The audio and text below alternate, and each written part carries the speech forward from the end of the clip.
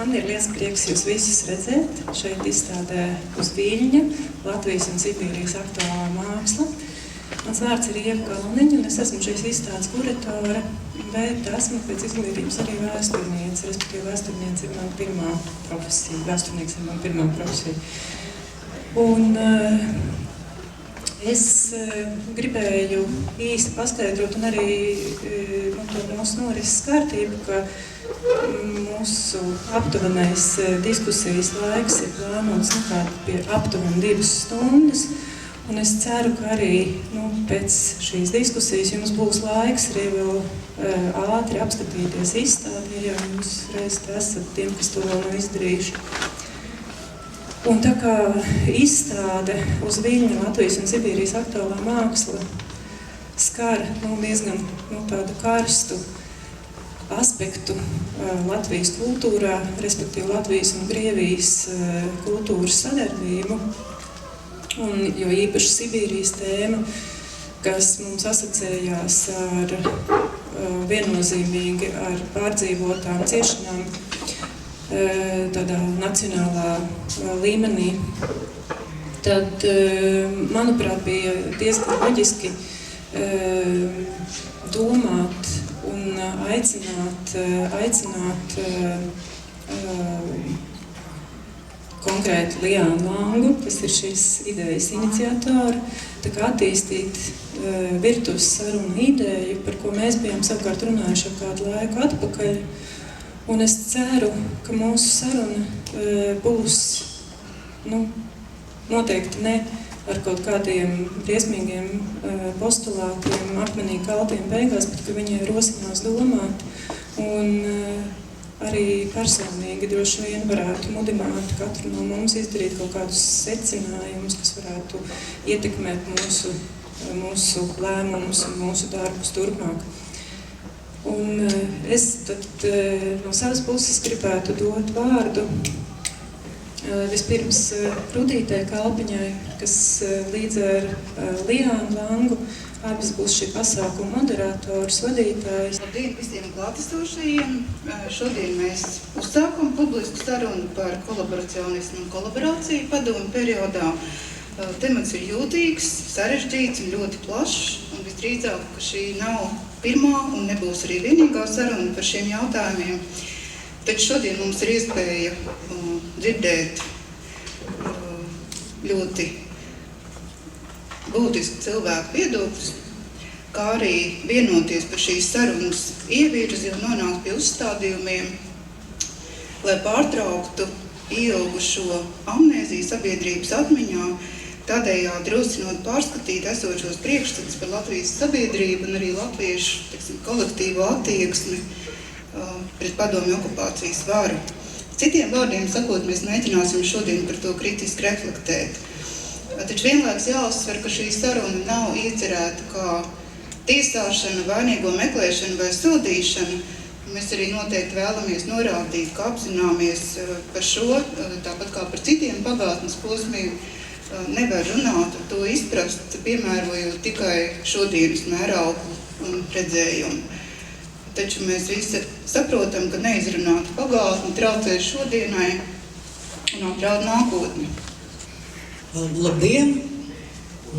Mēs šodien tiešām plānojam noskaidrot un iezīmēt to jautājumu lokus attiecībā uz jēdzienu kolaborācija un kolaboracionisms tādā mūsu 50 gadu ilgušās okupācijas šķērsgriezumā. Un, protams, mūsu plānos ir šodien arī noskaidrot, vai vispār kolaborācija eksistēja, jo, kā mēs zinām, šis vārdu izcelsme ir meklējama Francijā 2. pasaules kara laikā. Sākumā vārdam kolaboracionists bija pozitīva nozīme, jo to lietoja kā pozitīvu apzīmējumu tiem, kas sadarbojās ar nacistu varu. Pēc tam šim vārdam tika piešķirta absolūti pretēji negatīvā zīme, un gan kolaboranti, gan arī mākslinieki, kur veic šos intelektuālos noziegumus, aizstāvot šo nacistu režīmu un to propagandējot, Daudz no viņiem tika bargi sodīti, un par to ir ļoti interesants lasāms Delfos Diģa Šenberga raksts, kur viņš runā par kolaborāciju popmūzikas pasākumu Jaunais Vilnis tādā kontekstā. Bet vispirms es iepazīstināšu ar mūsu šodienas runātājiem. Dagmāra Beitnere Legāla, kultūras socioloģa, Latvijas Universitātes vadošā pētniece. Ar Ievu Kalniņu, mākslas zinātniece un vēsturniece visi jau iepazināties. Ritvers Jansons, vēsturnieks, okupācijas muzeja direktora vietnieks. Egils Levits, Eiropas kopienu tiesas tiesnesis, viens no mūsu preambulas autoriem. Ainārs Bambals, vēsturnieks, Latvijas valsts arhīva dokumentu aprakstīšanas daļas galvenais arhīvists, dziesminieks un bijušais disidents Valdis Attāls. Un pirmais, kas mums būtu jānoskaidro šodien, ir tātad, kas ir šie jēdzieni kolaborācija un kolaboracionisms mūsdienu izpratnē. Un, lai ieviestu skaidrību šajā pamatjautājumā, vispirms es vēlos dot vārdu tādai programmatiskai, izskaidrojušai uzrunai Levita kungam. Paldies! Paldies arī tiem, kas organizēja šo pasākumu. Es gribētu vispirms kā izejas punktu konstatēt demokrātisko sabiedrību. Demokrātiskā sabiedrība ir tā, kas nosaka, man jāsaka, es kaut kā slikti dzirdu, nedzirdu, bet man laikam jātur tālāk. Jā, šitai pareizāk? Jā. Tātad, izejas punkts ir demokrātiskā sabiedrība. Demokrātija nav kaut kas tāds tikai procesuāla iekārta, bet tā ir arī saturiski iekārta. Demokrātija balstās uz noteiktām vērtībām. Un par šīm vērtībām cilvēkiem, kas dzīvo demokrātiskā sabiedrībā, ir jāiestājas. Jo citādi demokrātija bez demokrātiem nevar funkcionēt. Pretējais modelis ir netaisnības valsts, un tos mūsdienās vai mūsdienu vēsturē 20. gadsimtā reprezentēja galvenokārt divi totalitārie režīmi, bet arī ir vesela virkne citi režīmi, kas varbūt nav tik agresīvi bijuši kā šie divi padomju un vācu totalitārie režīmi, Irakas režīms vai Ruandas režīms vai Kambodžas, bet kas tomēr pēc sava satura radikāli atšķirās no demokrātiskas sabiedrības un demokrātiskās kategorijās domājot tiek kvalificēti kā netaisnības režīmi. Un šis ir konteksts, kurā mēs varam runāt par kolaborāciju, kolaboracionismu. Kolaboracionisms tādā nozīmē ir rīcība, izturēšanās, kas cilvēka sadarbošanās ar šo režīmu. Un proti aktīva sadarbošanās ar attiecīgo režīmu. Latvijā šie netaisnības režīmi nebija pašmāju režīmi, bet tie ir saistīti ar okupāciju. Tos atnes uz Latviju okupācijas varas. Un tādēļ Latvijas kontekstā, atšķirībā no dažiem citiem kontekstiem, varbūt, teiksim, Iraku vai Kambodžu, Latvijā kolaboracionisms ir okupācijas sekas. Ja nebūtu bijusi okupācija, mēs šodien nerunātu par kolaboracionismu. Tā kā primārais ir okupācija, sekundārais ir kolaboracionisms, kas izsaka vienu zināmu iedzīvotāju nostāju pret šiem okupācijas režīmiem. Tagad, protams, šie okupācijas režīmi un šie netaisnības režīmi, kas ir Latvijas gadījumā viens un tas pats, ir jau pagājuši, likvidēti, un varētu rasties jautājums, kādēļ mums šodien ir par to jārunā. Un ir trīs galvenie iemesli, kādēļ par to ir jārunā.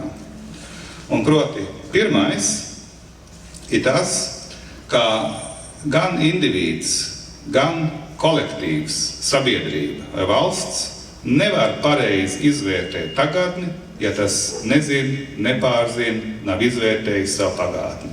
Tas attiecas uz katru individu, bet tas vēl jau vairāk attiecas uz kolektīvu veidojumu kā valsts un sabiedrība. Tā kā, ja mēs šodien esam demokrātiska valsts, un mēs zinām, ka pirms šīs demokrātiskās Latvijas valsts, mūsu valsts teritorijā pastāvēja netaisnības režīms, tad mums ir jāieņem noteikta nostāja pret šo režīmu, un tādēļ mums arī tas ir jāiepazīst. Jāzina, kā tas funkcionēja, kāds tas bija, kādas bija iedzīvotāju nostājas, un jāizvērtē no politiskā, no morālā, no juridiskā viedokļa. Otrs iemesls ir tas, ka tieši demokrātija nav, kā sakot, dabiska. Demokrātija ir veidota sabiedrība, veidota demokrātiska valsts, kas radikāli atšķirās no citiem, faktiski no visiem citiem sabiedrības modeļiem, valsts modeļiem. Un lai šo atšķirību padarītu skaidrāk, arī tādēļ ir, lai apzinātos demokrātiskās vērtības, ir jāredz arī tas, kas nav demokrātiskas vērtības un kā funkcionē tie režīmi, kas balstās uz totalitārām idejām, uz netaisnības idejām. Tādēļ tas ir nepieciešams.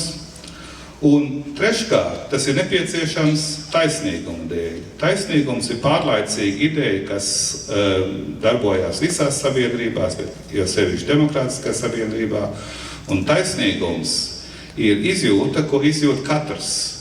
Jo, protams, var jau pateikt, par to mēs nerunāsim, par to nevajag runāt, bet taisnīgums laužas uz ārā pats no sevis.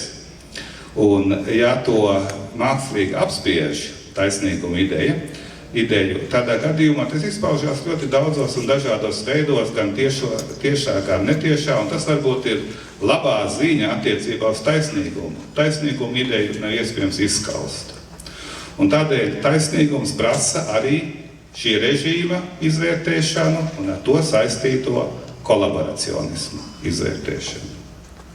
Tātad šie trīs iemesli ir, kādēļ ir nepieciešams izvērtēt totalitāro pagātni. Var jautāt, vai tas nav pa vēlu? Nē, tas noteikti nav pa vēlu. Un iespējams, ka ir pat nepieciešams zināms laiks, lai no zināma laika atstatuma varētu labāk saskatīt šī vai šo režīmu būtību. Un mēs redzam arī, ka citās valstīs, kur ir līdzīgas problēmas, faktiskā, īstā, dziļā diskusija sākās tikai pēc vienas paaudzes. Tā ir sevišķi Vācijā pēc Otrā pasaules kara. Tikai 60. gadu vidū jaunā paudze sāka jautāt saviem vecākiem, ko jūs darījāt šajā režīmā, kā tas bija.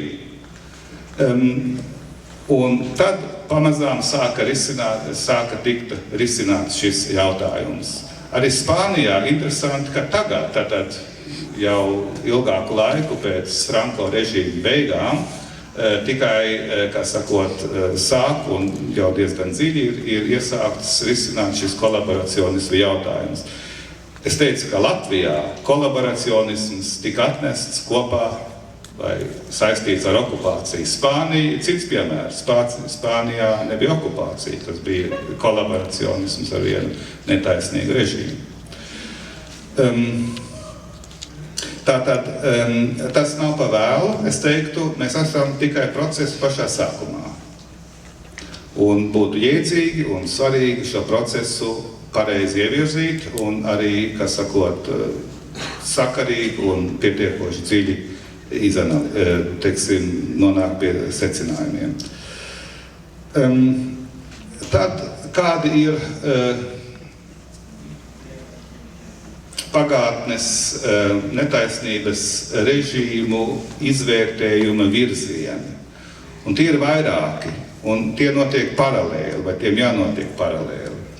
Pirmais ir vēsturiskās patiesības atklāšana. Tas ir visbūtiskākais un vissvarīgākais visiem iedzīvotājiem, arī tie, kas ir dzimuši un auguši pēc šī režīma. Ir jāzina vēsturiskā patiesība par šiem režīmiem.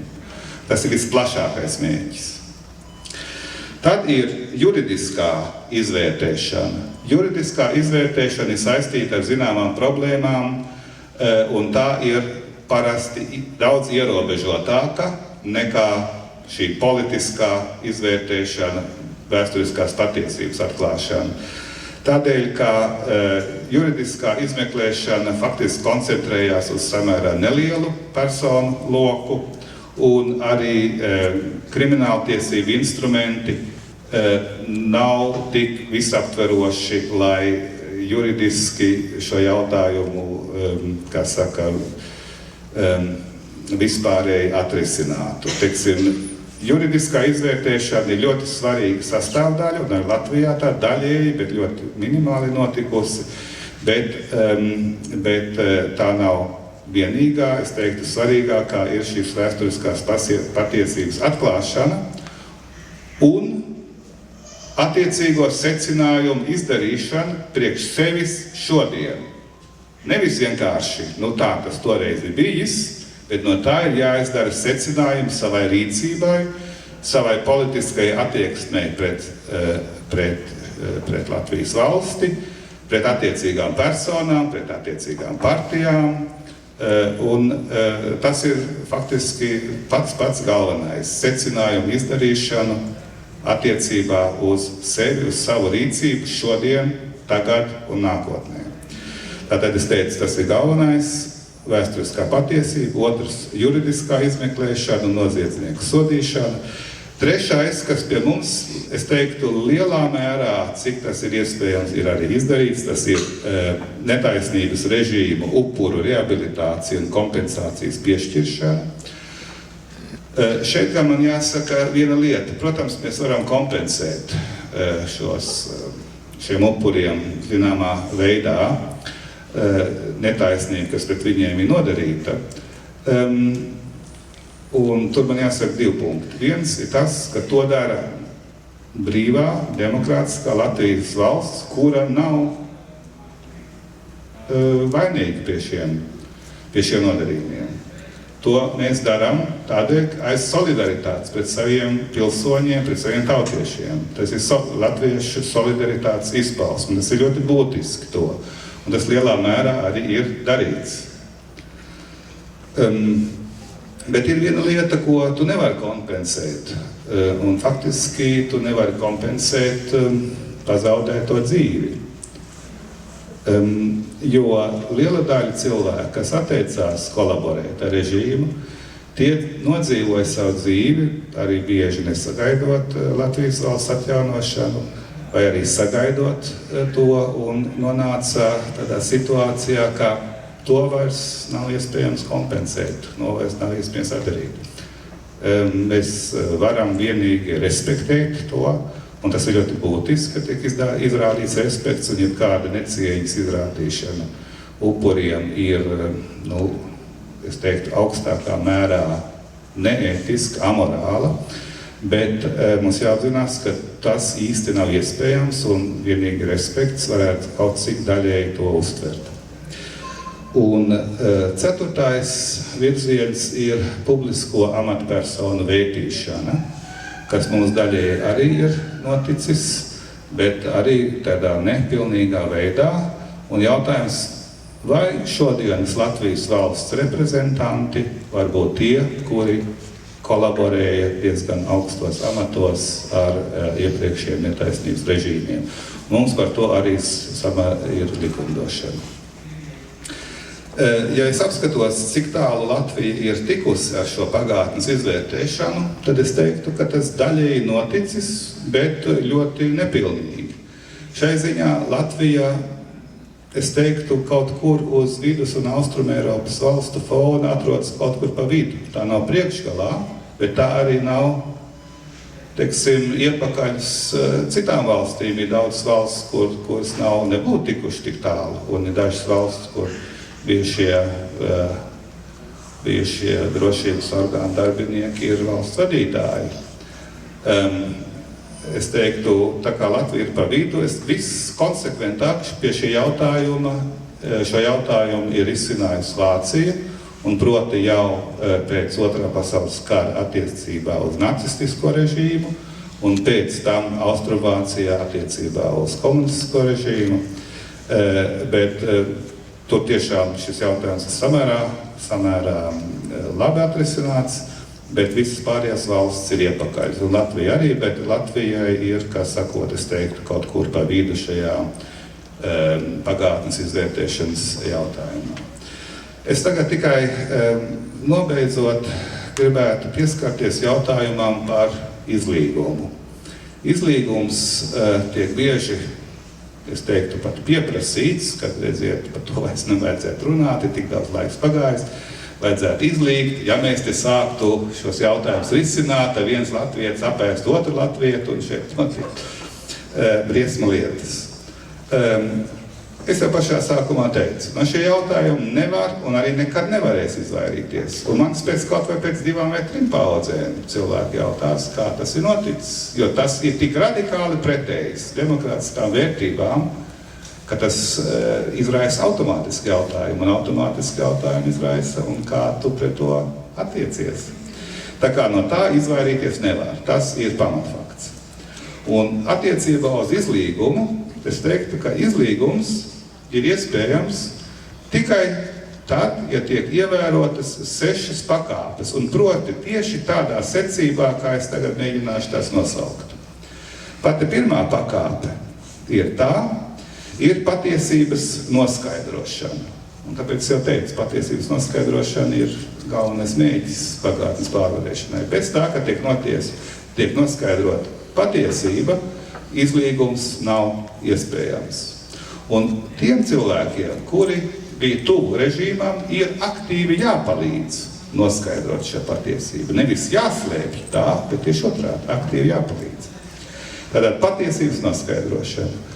Otrs ir, ja mēs konstatējam, es tagad pārtraukšu, bet mēs vēlāk runāsim tieši, kā definēt kolaboracionismu.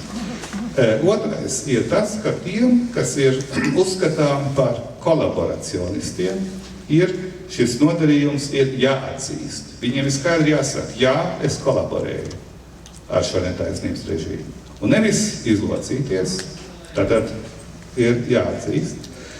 Trešais ir šī nodarījuma nožēlošana. Viņiem tikai jāatzīst, nevis tā neitrāli atzīt, jā, es kolaborēju, bet arī viņam tas ir jānožēlo.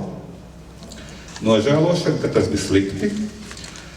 Tāda ceturtais ir nodarījuma izpirkšana ar kādu pozitīvu rīcību. Tātad ir jāizpērk šis nodarījums. Tas nozīmē nevar tikai vārdiski nožēlot, bet arī ar savu politisko rīcību, piemēram, aktīvi iestājoties par okupācijas seku likvidēšanu, vai citādā veidā stiprināt šo valsti, ir, kā sakot, jāizpērk šis nodarījums. Un šie punkti ir jāizpilda tiem, kurus var uzskatīt par kolaboracionistiem. Un tad nāk 5. punkts – piedošana. Un piedošanu nevar prasīt. Piedošana ir, ja tie cilvēki to var, ir jādara tiem, kas ir cietuši no kolaboracionismu. Un pilnīgi nepareizi ir, kad mēs redzam šādu un tādu. Šie cilvēki saka, kad, tiksim, tā tas toreiz ir bijis, bija tādi laiki. Nē, tā nebija. Es arī paskaidrošu, kāpēc tā nebija. Tātad piedošana, un tikai tad, ja tie, kas ir cietuši, ir piedevuši, tikai tad, kā 6. un beidzamais punkts, šajā izlīguma procesā var būt šis izlīgums. Un tieši šādā secībā neviens punkts nedrīkst tikt izlaists. Tas ir ceļš, kā mēs vēl esam ļoti, ļoti tālu. Mums vajadzētu varbūt tad runāt tieši kādā veidā definēt kolaboracionismu, bet pirms es varbūt pieskaros šai tēmai, varbūt, lai tad kolēģi tad turpina. Nē, es tieši gribēju jūs lūgt tagad definēt, lūgt jums kolaborācijas definīciju, un tad mēs turpināsim. Jā. Tātad, es pavisam īsi vienāšu. Man jāsaka, ka padomju režīms ir ļoti labi dokumentējis kolaboracionismu. Un proti, tie, kas, jo šī sistēma bija birokrātiska sistēma, un katrs kolaboracionists ir uzskaitīts. Un lielā robežšķirtne starp tiem, kas bija kolaboracionisti, un tad es teikšu, ka kolaboracionists nav tas pats, kas kolaboracionists, tad ir dažādas ēnu pakāpes, bet vispirms šķirtni kolaboracionisti pa labi, tie, kas cieši no kolaboracionisti, ja pilsoņi pa kreisi, tad es teikšu tā, 93% Latvijas iedzīvotāji nepiedalījās kolaboracionismā un 7% piedalījās. Un kā to var redzēt? Tie ir komunistiskās partijas biedri. Komunistiskā partija ir tā robežšķirtne, kas ir formālā robežšķirtne šiem režīmam, kas iestājās, teiksim, nostājās režīmu pusē. Grāvis starp tautu un okupācijas režīmu. Tie, kas ir vienā grāva pusē, ir šie 7% no iedzīvotāji, 93% stāvēja ārpusē. Tā kā tas ir, šai ziņā šis režīms atstājis ļoti skaidri, kas sakot, robežšķirtni. Bet visi tie, kas stāvēja otrā pusē, tātad nevis tautas pusē, bet kas stāvēja šo 7% iedzīvotāju pusē, starp latviešiem tie bija 5%, starp Latvijā dzīvojušiem krieviem 10%, jo starp krieviem bija daudz lielāks komunistu procents nekā starp latviešiem. No visiem latviešiem 5% ir partijas biedri. Starp tiem arī, protams, ir dažādas, to nevar, kā sakot, visu uzreiz redzēt pavisam melni, tur bija dažādas pakāpes, un visvieglākā pakāpe bija vienkāršie konformisti, un daudzi amati vai daudzas profesijas tu varēja izpildīt tikai tad, ja tu biji formāli partijas biedrs.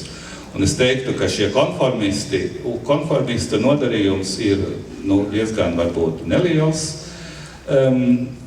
bet viņi vienkārši savu karjerisma dēļ, kā saka, pārgāja šī okupācijas režīma pusē.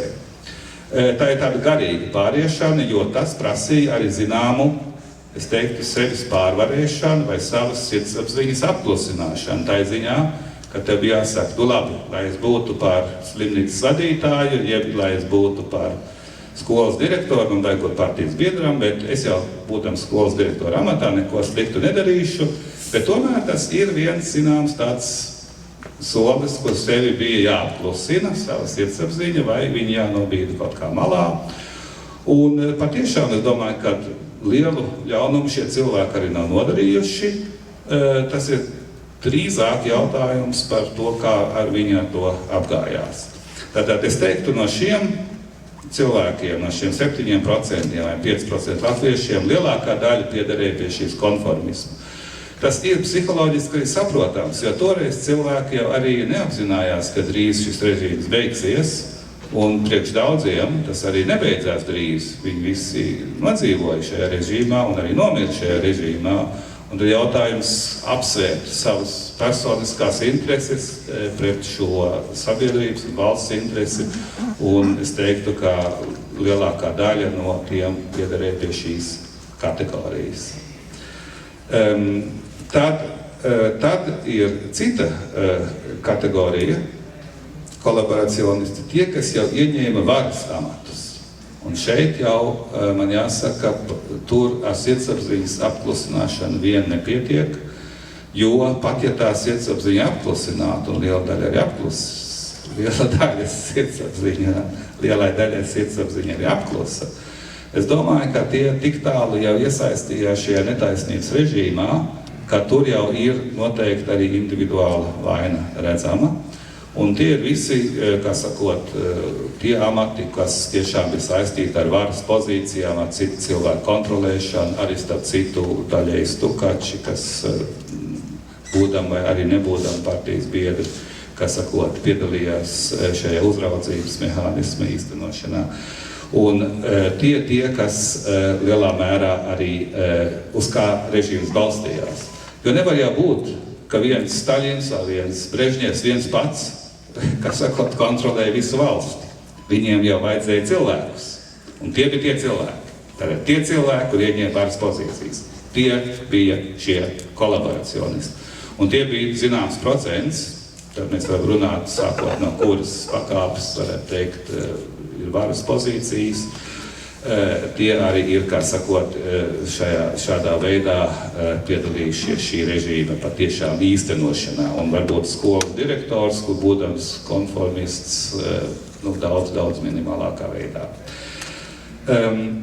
Tā, dažreiz tiek mēģināts saduļķot, publisko diskusiju, teikt, mēs visi kolaborējam, jo mēs jau dzīvojam šeit un kaut kādā mērā piedalījāmies. Un šeit jāsaka skaidri un gaiši. Nē, šeit bija tautas lielākā daļa, lielais vairums, kurai saglabājās, es teiktu, veselīga attieksme, veselīgs, kodols, kur teica, būs varbūt man zināms labums, ja es iestāšos partijā, bet man tas ir grūti pārvarēt šo soli. Un interesanti arī tas, ka bija pat īpašas, grupas, sabiedrības daļas, kur latvieši, kā sakot, ļoti maz piedalījās, piemēram, armijā. Ir ļoti maz cilvēku, kas ir okupācijas armijas virsnieki latvieši. Daudzreiz mazāks procents nekā bija latviešu procents padomu savienībā, jo latvieši tiek, es teiktu, tāda dabiska politiska inteliģence. Es nedomāju, ka tur bija, tāda ļoti īpaša, tāds politiski izsvēršana, bet tāda dabiska politiska inteliģence iet okupācijas armijā, tas jau latvietim bija kaut kas daudz. Un ko lielākā daļa, kā sakot, negribēja darīt, tāpat arī citos varas, drošības dienestā, milicijā un tā tālāk. Latviešu procents bija krietni mazāks nekā to procents iedzīvotāju vidū. Jā, tas būtu tos, kurus mēs varētu, kā sakot, ieskaitīt kolaboracionistu kategorijās.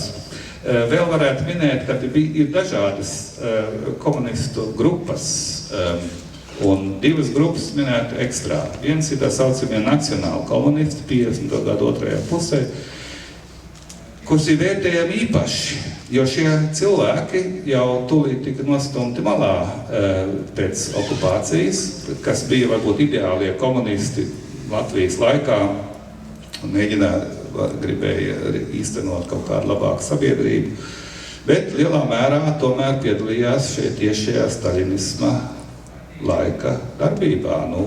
Visprominentākais piemērs ir Vils Lācis. Tāpat arī Berklāvs, kurš vēlāk ļoti skaidri apzinājās, un viņš ir viens no retajiem, kurš arī tieši savu vainu ir atzinis un arī sevi izvērtējis.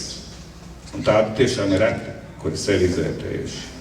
Un kuri tādi apzinoties šo jautājumu, jo toreiz 50. gados mēģināja apturēt Latvijas rusifikāciju, tas bija viņa galvenais, toreiz mērķis. Tātad šī grupa ir vērtējama īpaši, neraugoties varbūt uz to, ka viņi ieņēma augstas pozīcijas, varas pozīcijas, tieši varas pozīcijas. Tāpat īpaši vērtējams ir arī tie, kuri tā saucamās pārbūves laikā iestājās tieši komunistiskajā partijā nolūkā graut šo partiju no iekšpuses. Jo toreiz šī partija bija tā, kuras rokās atradās visi varas instrumenti, un ja tur šie cilvēki nepildītu vai, pārorientētu šīs partijas darbību, tad līdz ar to šim centram tikt atņemts instruments, kā tas varētu darboties. Un tiešām bija 87. 88. gadā diezgan daudz cilvēku teica, tagad mums jāstājas partijā, lai šo partiju galīgi piebeigtu, bet no iekšpuses. Un es teiktu, ka tā bija pilnīgi cita motivācija iestāties partijā. Tā varbūt nebija tā motivācija, kas bija, ko es minēju, tiem parastiem konformistiem 60. 70. gados. Tā bija cita motivācija, politiska motivācija. Tādēļ šie gadījumi jāvērtē īpaši, tāpat kā nacionāla komunistu gadījumi. Protams, bija arī kolaboracionisti starp tiem, kuri nebija formāli partijā, bet, tas ir tāda retāk izņēmuma gadījuma. Bija arī tādi cilvēki, kas bija partijā, bet bija varbūt pat atbalstījuši pretestītniekus, bet tie arī izņēmumu gadījumi. Tā kā ir arī tādi cilvēki, kuri dažādos savas dzīves posmos ir, kā sakot, aktīvi kolaborējuši, bet pēc tam varbūt, kā sakot, aktīvi devuši savu pienesumu Latvijas valsts atjaunošanai. Tā kā šis kolaborācijas jautājums ir diezgan komplekss, tas ir jāskata varbūt tā, pietiekoši precīzi, bet es teiktu, izejas pozīcija ir tiešām šī iestāšanās komunistiskajā partijā, un tad jau var redzēt, kā tālāk individuāli tiek vērtēti šie jautājumi. Katrā ziņā nav pareizi teikt, mēs visi kolaborējām, tieši otrādi, lielais latviešu tautas vairums, 95% tātad, atturējās kolaborēt ar režīmu. Un attiecībos tie 5%, kas bija pārkāpuši šo robežu, tur ir, kā sakot, dažādas pakāpes, dažāda pelēkuma pakāpes, sākot no viegli pelēka līdz tumši melnam. Paldies! Paldies!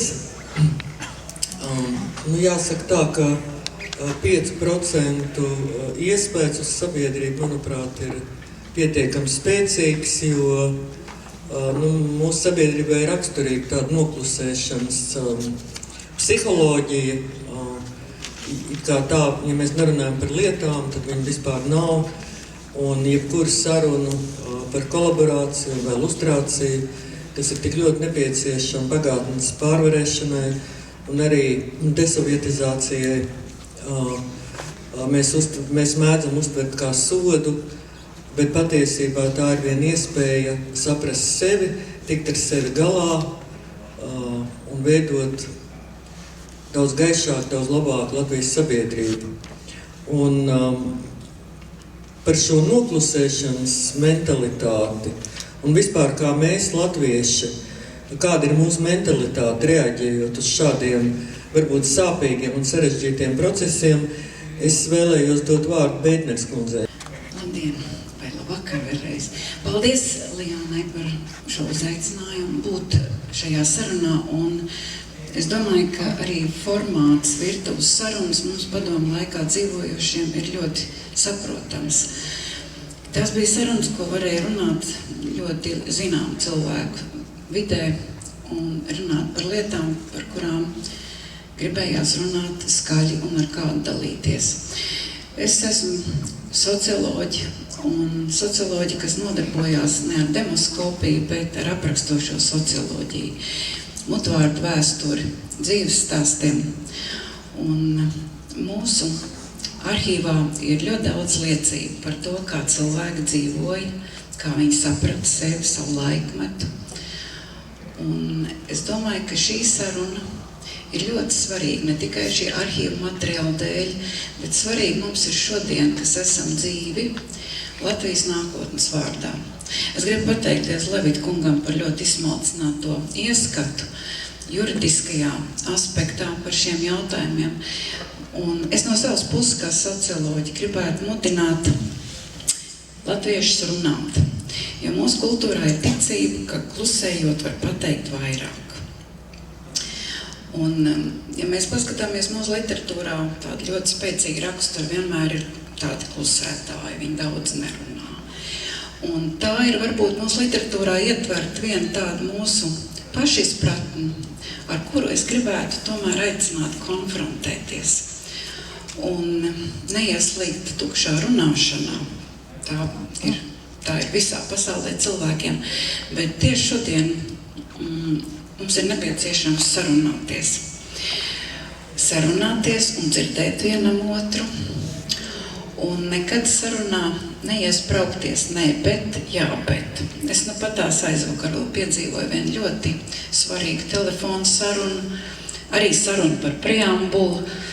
Un uz katru manu argumentu vienmēr bija uzreiz zibenīgs atspēriens. Nē, bet, jā, bet. Un tad es domāju, ka, lai mums notiek patiešām dziļa saruna par mūsu vēsturi Un katra saruna, es ļoti ticu, ka kristīgā kultūrā ir iedibināts, ka katra saruna dod šķīstīšanas sajūtu.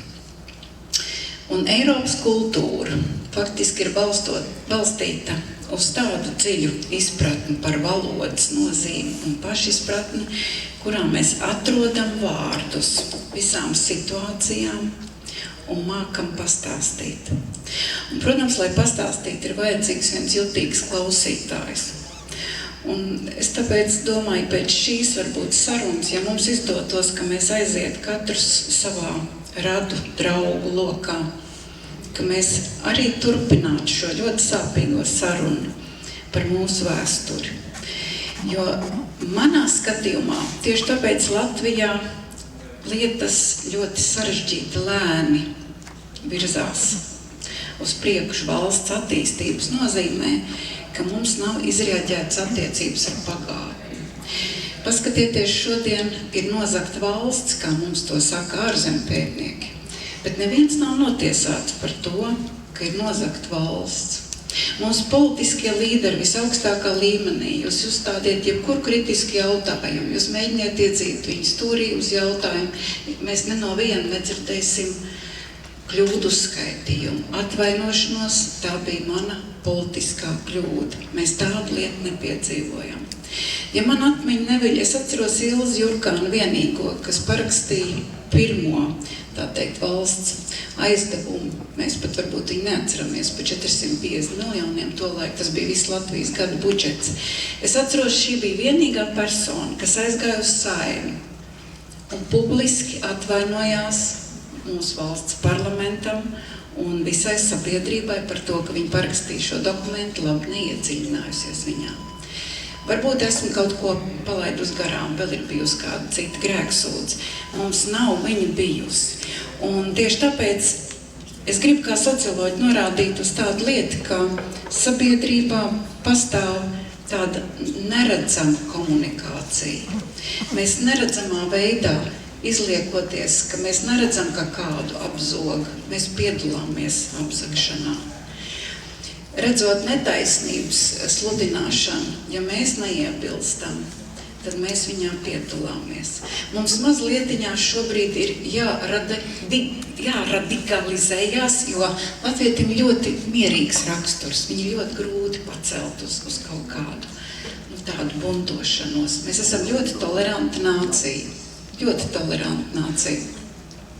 Nepiekrītat? Nē. Nepiekrītat, jā. Tas ir ļoti labi, jo tas nozīmē, ka mēs arvien vairāk spējam sarunā iedzīvināt sarunu diskusiju. Mums nav uzreiz jāsperās ar nē, bet mēs varam uzklausīt cilvēku viedokli un turpināt sarunu, sniedzot savu viedokli un savu skatījumu. Levita kungs minēja par dalību, tā teikt, komunistiskā partijā. Es neesmu bijusi kompartijas biedra, bet esmu bijusi Oktobrēnos, Pionieros un arī Komjaunatnē. Un varētu teikt, akla izvēle. Tā bija mana bērnība un man neviens par to nebrīdināja. Es par to varētu nest atbildību vēstures priekšā un es mācīšu saviem bērniem nest atbildību vēstures priekšā. Un esmu lepni par saviem vecākiem, kas neizdarīja šo izvēli. Bija izvēles. Mēs brāli pierunājām iestāties kompartijā, jo tas bija tas brīdis, kad mums likās, ja mēs nestāsimies partijā latvieši, mums ir jāskatās, kā to dara igauņi un lietuvieši. Tas bija brīdis. Un tāpēc šī saruna par kolaborāciju mums ir ļoti svarīgi, jo viņai ir jābūt ļoti neansētai. Mums ir jāredz Jānis Peters un Raimonds Pauls, ka tie bija divi cilvēki, kas turēja nācijas mugurkaulu ļoti smagākā periodā 70. gados. Ja nebūtu šo dziesmu, cik mums būtu bijis grūti sevi saprast un turēt mūsu sociālo atmiņu, kas mēs esam, veidot savienojumu starp Latviju.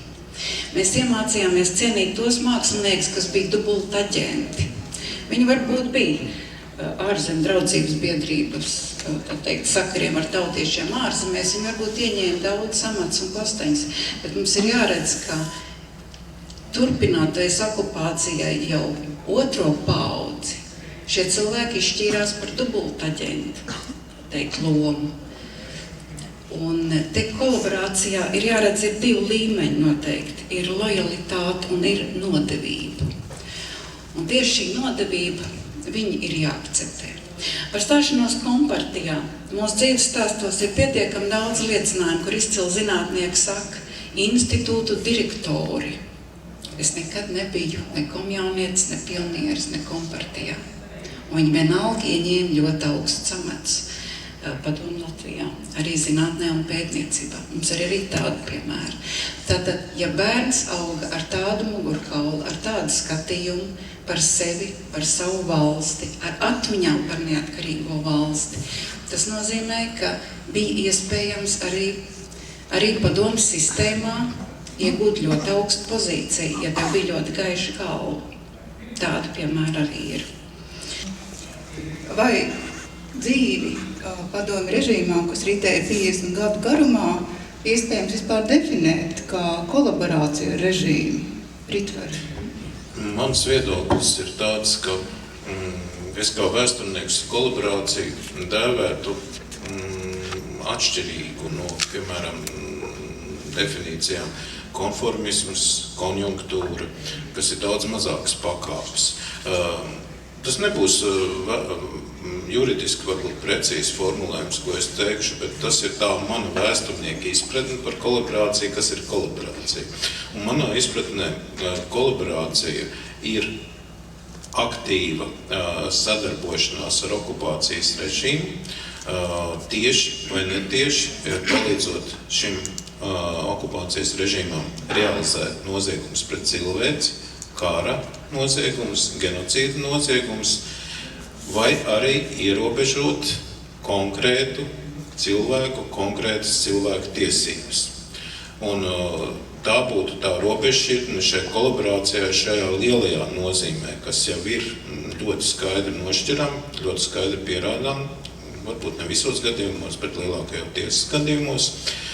Un tad ir jāņem vērā, ka mēs padomju periodu nevaram skatīties viengabalaini.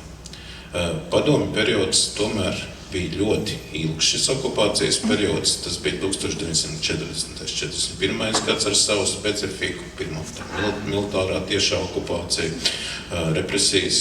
Tad otrreizējais okupācijas periods sākot no 1944. gada līdz Staļina nāvei, kas abi šie periodi raksturojās ar masveida represijām, teroru, šiem minētajiem noziegumiem pret cilvēci, kara genocīda noziegumiem, un šajā gadījumā tiešām arī dalība jebkurā komunistiskās partijas vai padomu struktūrā bija nesarāmjami saistīta ar šo noziegumu veikšanu, ar cilvēktiesību ierobežošanu, ar teroru veikšanu. Un tur nevarētu teikt, ka tie cilvēki, kas tobrīd iestājās komunistiskajā partijā, tas nebija liels skaits, piemēram, 1944. gadā latvieši kompartijā 30% nesasniedz, ja, viņu skaits. Tie cilvēki, kas tobrīd stājās komunistiskā partijā, padomju iestādēs strādāja, viņi nevarēja nezināt, ka notiek šīs masveida represijas viennozīmīgi. Viņi ļoti labi redzēja, kā funkcionē staļinisma režīms, un līdz ar to aizbildināšanās, ka tas aiz nezināšanas absolūti nav pieņemama ne no tā laika pozīcijām, ne no šodienas juridiskā izvērtējuma pozīcijām, un arī no morālā un vēsturiskā izvērtējuma pozīcijām.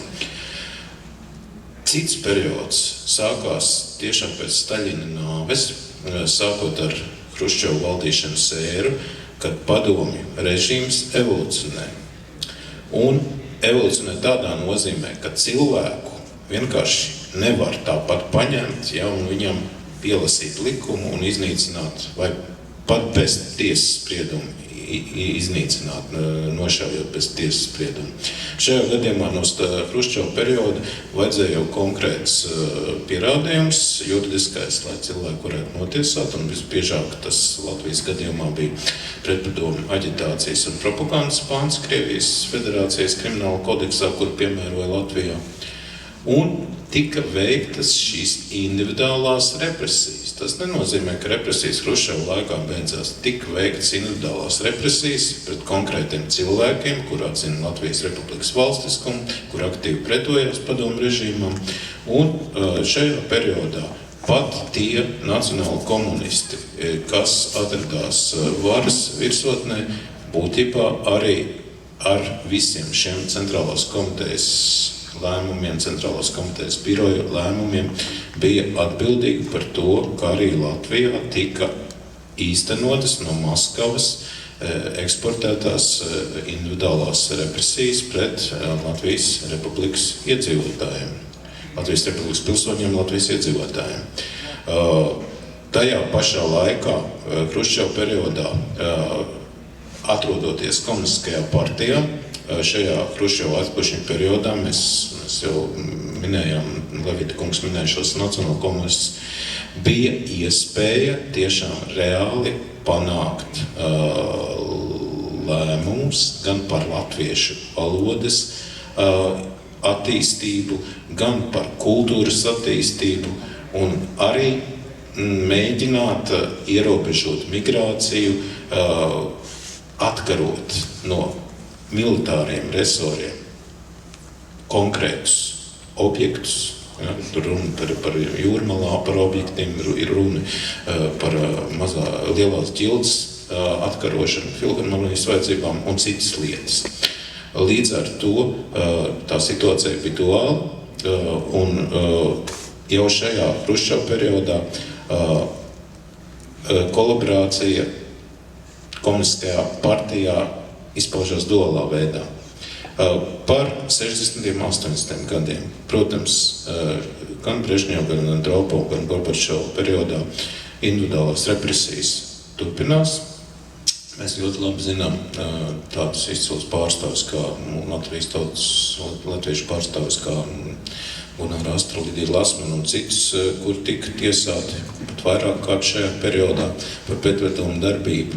Un tieši par individuālajām represijām, par cilvēktiesību pārkāpumiem šajā periodā arī bija atbildīgi ļoti konkrēti čekas darbinieki, kuri bija pakļauti Maskavai, ļoti konkrēti Latvijas komunistiskās partijas centrālās komitejas darbinieki. Un tā situācija pat vēl uz 1988. gadu, kad 1988. gada centrālās komitejas jūnija plēnumā tiek izskatīti tā sauktie kalendāri nemieri, kad cilvēki pulcējās stihiski pie brīvības pieminekļa un veids manifestācijas. Pat vēl 1988. gada jūnijā izpaužās tas, ka pašā kompartijā ir dažādi spārni, un ir spārns, kas prasa orientēt valsts drošības komiteju tieši uz konkrētām represijām, piemēram, tur nav ko slēpt, tas dokumentāli pierādāms, ka, piemēram, tajā periodā 88. gada jūnijā vēl toreizējais kompartijas ideoloģiskais sekretārs Anatolijas Gorbanovs prasīja, kāpēc netiek joprojām sodīti, kāpēc netiek valsts drošības komiteja, kāpēc neierosina kriminālu lietu pret tiem cilvēkiem, kur 1988. ne 87. bet 88. gada 25. martā pulcējās pie brīvības pieminekļa nesankcionētā mītiņā. Nu, domāt, ir Helsinku grupas dalībnieki. Tajā pašā laikā bija jau arī Latvijas komunistiskās partijas biedri, kuri nebija atbildīgi par šīm te konkrētām individuālām represijām un cilvēktiesību pārkāpumiem.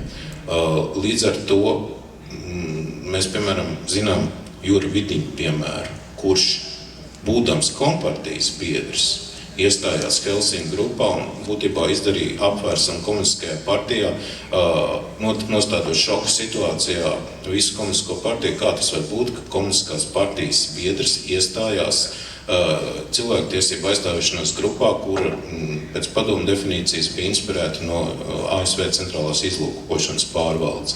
Tas pats Edvards Berklaus, kurš nostājās Latvijas Nacionālās neatkarības kustības vadībā.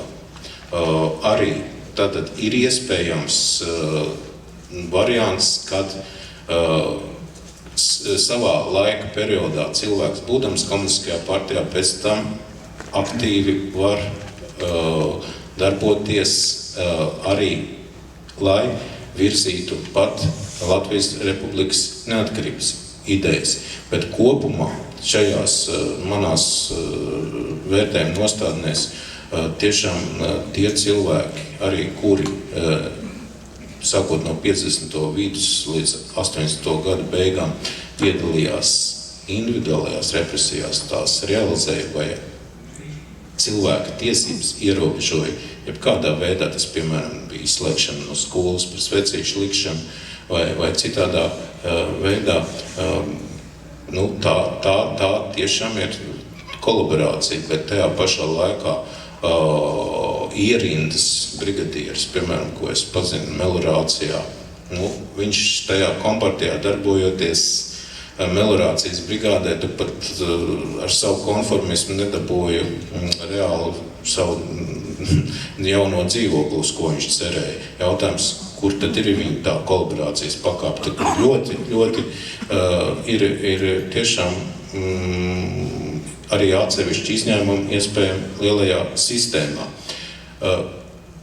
Tajā pašā laikā runājot par pielāgošanos, par ko mēs runājam režīmām, mēs redzam Valsts drošības komitejas elektronisko datu bāzi, kas ir saglabājusies Latvijas Republikas rīcībā, kad katru gadu apmēram 5-10 pretpadomu grupas tiek definētas.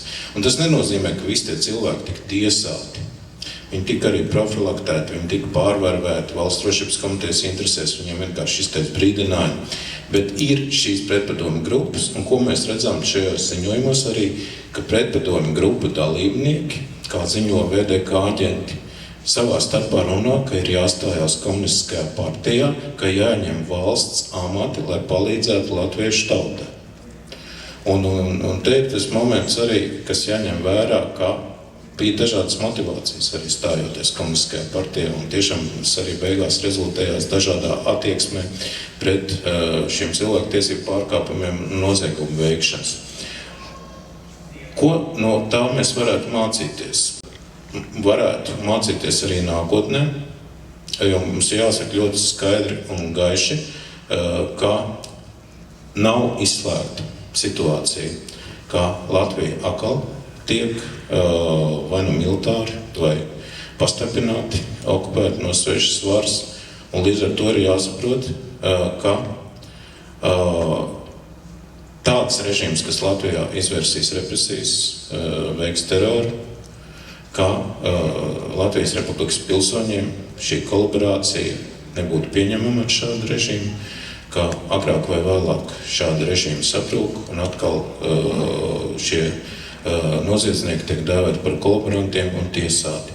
Tajā pašā laikā mēs varam ņemt vērā to mācību, ko padomu laikā cilvēki, pielāgojoties režīmām, izdarīja.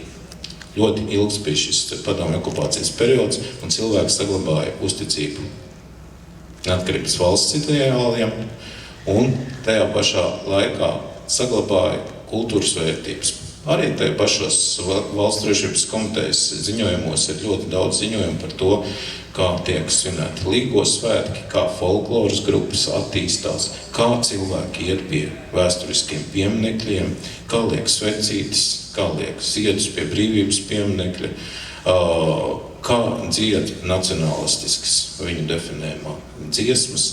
Un tas ir tas pamats, kā saglabāt arī grūtos okupācijas apstākļos gan valstiskuma ideju, gan savu tautas apziņu, gan arī dzīvo spēku.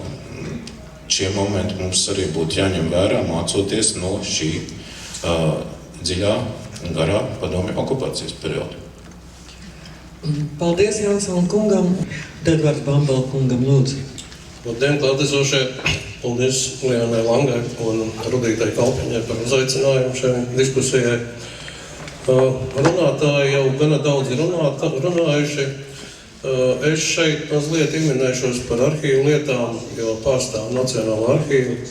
Un ticiet man, arhīvs nav tā kā daždien ikdienā domājam makulatūras krātuve, ja, bet tur ir ārkārtīgi daudz vērtīgas informācijas arī par kolaborāciju un kolaborantiem. Latvijas Nacionālā arhīvā ir apmēram 600,000 dažādu dokumentu par Latvijas komunistisko partiju, par tās vadošajiem nomenklatūras kadriem, LKPCK, ja.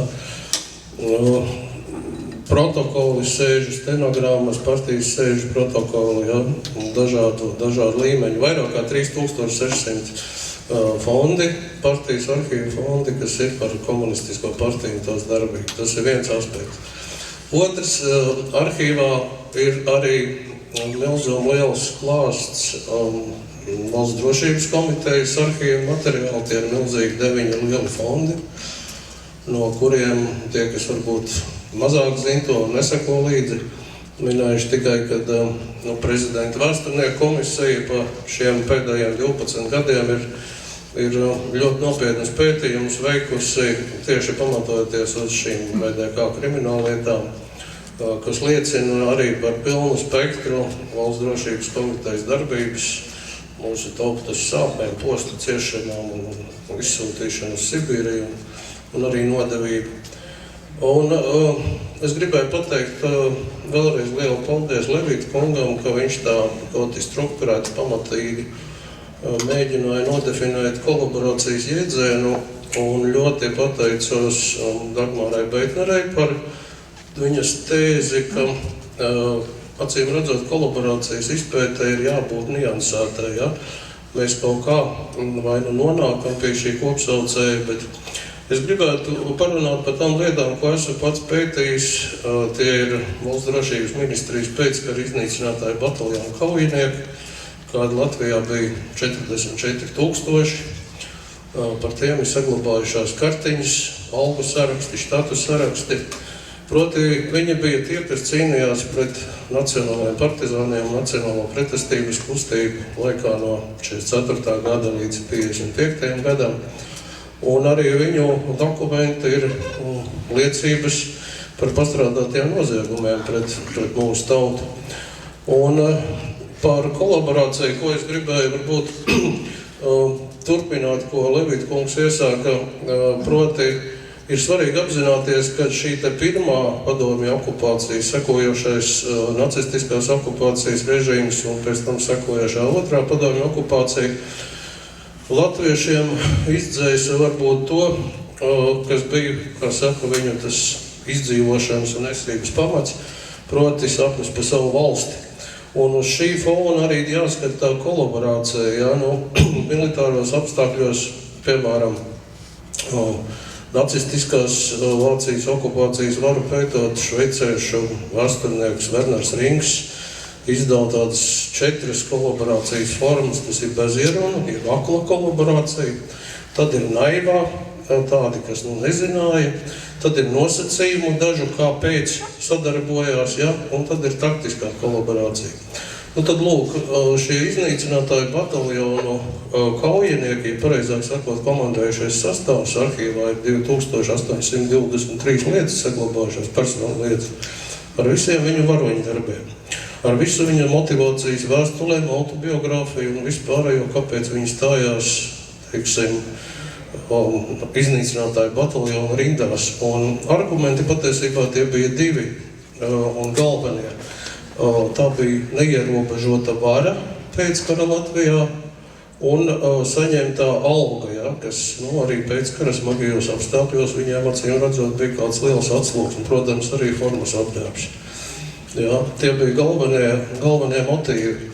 Ja mēs tā pārfrāzētu Šveices vēsturnieku Ringsu, tad varbūt tie latviešu zēni, kurus padomju okupācijas vari no Latgales iesauca 44. gada 2. pusē, un vēlāk palika dienēt šais iznīcinātāju bataljonos. Rīkojās taktisku apsvērumu dēļ, jo viņi baidījās, ka viņus nosūtīs uz fronti, un vieglāk bija palikt šiem drošības ministrijas iztribīķeļiem, tā saucamajiem, bija drošāks izredzes palikt, kā saka, dzīves vietā vai, vismaz neizceļot ārpus Latvijas. Ja? Tā ka šīs te kolaborācijas formas un nianses ir tiešām ārkārtīgi garas un plašas un daudz. Vēsturnieki no savas puses ir pētījuši. Ir Kārlim Kangarim, profesoram, ir labs pētījums par kolaborācijas formām. Un 2009. gadā, ja nemaldos, oktobra beigās bija mums liela konference Gates institūtā, kur arī uzsākām runāt par latviešu kolaborāciju, bet vairāk gan otrā kara kontekstā un tā sekojošā padomju okupācijā. Ja? Varbūt šī diskusija netika novadīta arī tā līdz sabiedrībai plašāk, bet kas man tā piespiedies atmiņā, ko teica Eva Klāra Petai, itāļu izcelsmes pētniece no Vācijas, kad jebkurā gadījumā uz kolaborāciju visa sabiedrība skatīsies vienmēr šodienas acīm, ar šodienas kategorijām, šodienas vērtējumu, sistēmu un skalu. Un acīm redzot, šeit pie tāda kopsaucēja, vai vienas definīcijas mēs nekad arī nenonāksim. Un tas ir būtiski to saprast, jo, cik sena ir cilvēce, tik senas ir, teiksim, nodevības un atriebības alkas, un tik sena ir arī šī pāri darījumība atmaksas, jeb soda saņemšana par pastrādāto noziegumu, ja? Un šīs kategorijas būs jebkurā gadījumā diskutablas arī Latvijas sabiedrībā. Un, noslēgumā es gribu teikt, ka arhīvs tiešām ir liela sāpju māja, kas glabā daudz interesantu liecību, tā skaitā arī par padomju nomenklatūras darbiniekiem. Es gan gribētu iebilst, kad bija, teiksim, labie komunisti un bija sliktie komunisti. Publiskajā diskursā pēdējā laikā runājot par čekas maisiet, arī pavīt tādas frāzes, ir labie čekisti un sliktie. Ja? Labie cīnījās, kā saka, spekulācija apkaroja, un sliktie bija tie, kas ideoloģiski apspieda mūsu tautu. Manā uztverē tāda nemēdz būt. Ja? Tas tā, paldies. Jau sākam pietuvoties mākslas aspektiem saistībā ar kolaborāciju un vēlos, pirms es dodu vārdu Ievai Kalniņai, vēlos padalīties, ka ir iznākusi brīnišķīga grāmata, savā ziņā pirmā šāda, un tā ir literatūras zinātniece Evas Eglājas Krisonas grāmata Dzelzgriezēji, kur tieši tiek pētīta kultūras sakaru komitejas darbību un tās ietekme uz trimdas un latviešu rakstnieku sabiedrību. Izlasot šo grāmatu, Beitners kundze minēja dažas figūras, un man viņai lielā mērā jāpiekrīt, bet tajā pašā laikā, izlasot šo grāmatu, es sapratu, ka kultūras sakaru komiteja un VDK ļāva izveidoties figūrām. Un mēs nezinām, cik daudz Latvijā būtu līdzvērtīgu figūru, ja tās ļautos sev veidot, teiksim tā. Par kolaboracionismu jautājumu izslēgšanu no publiskā diskursa mākslas zinātnē vai pēdējos 24 gados, vai tas ir ietekmējis mākslas zinātnes attīstību tavuprāt?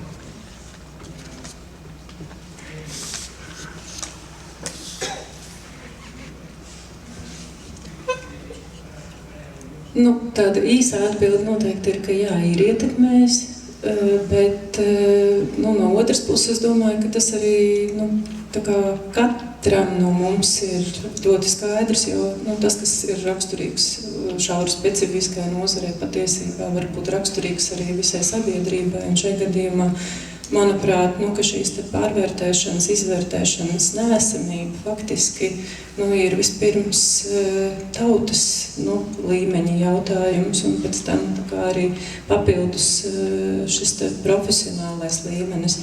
Bet kā sekas tam, tādai izvairīšanās tehnoloģijai, pieskarties šim neērtajam jautājumam par kolaboracionismu padomu periodā, kā sekas tam noteikti varētu minēt tādus aspektus, kā, mākslas vēsturē ieiet iedziļināšanās formālajos darba uzbūves elementu analīzē un tam līdzīgi.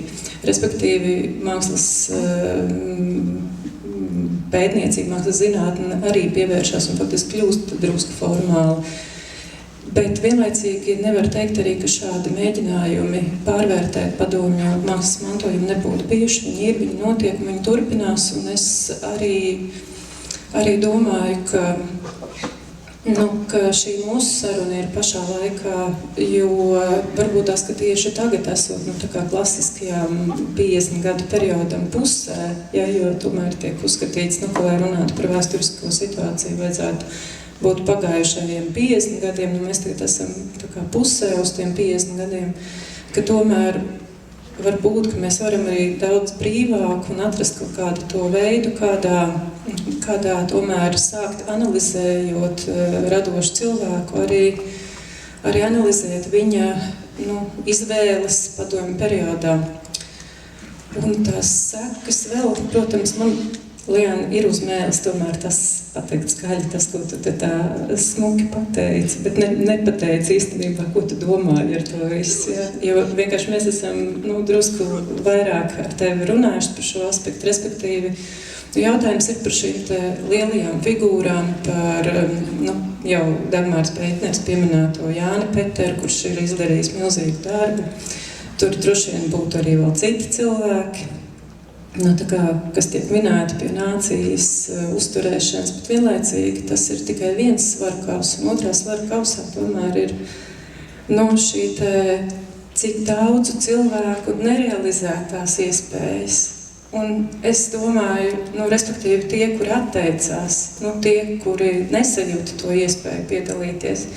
Un līdz ar to ir, tas nav tik viennozīmīgi. Un tieši mākslas teritorijā, mākslas sfērā es esmu kaut kādā ziņā diezgan konsekventi pētījusi, un manā interese ir bijusi centrēta visu laiku uz to, ko mēdz arī savukārt par marginalitātēm, respektīvi par cilvēkiem un māksliniekiem, kas darbojas ārpus sistēmas.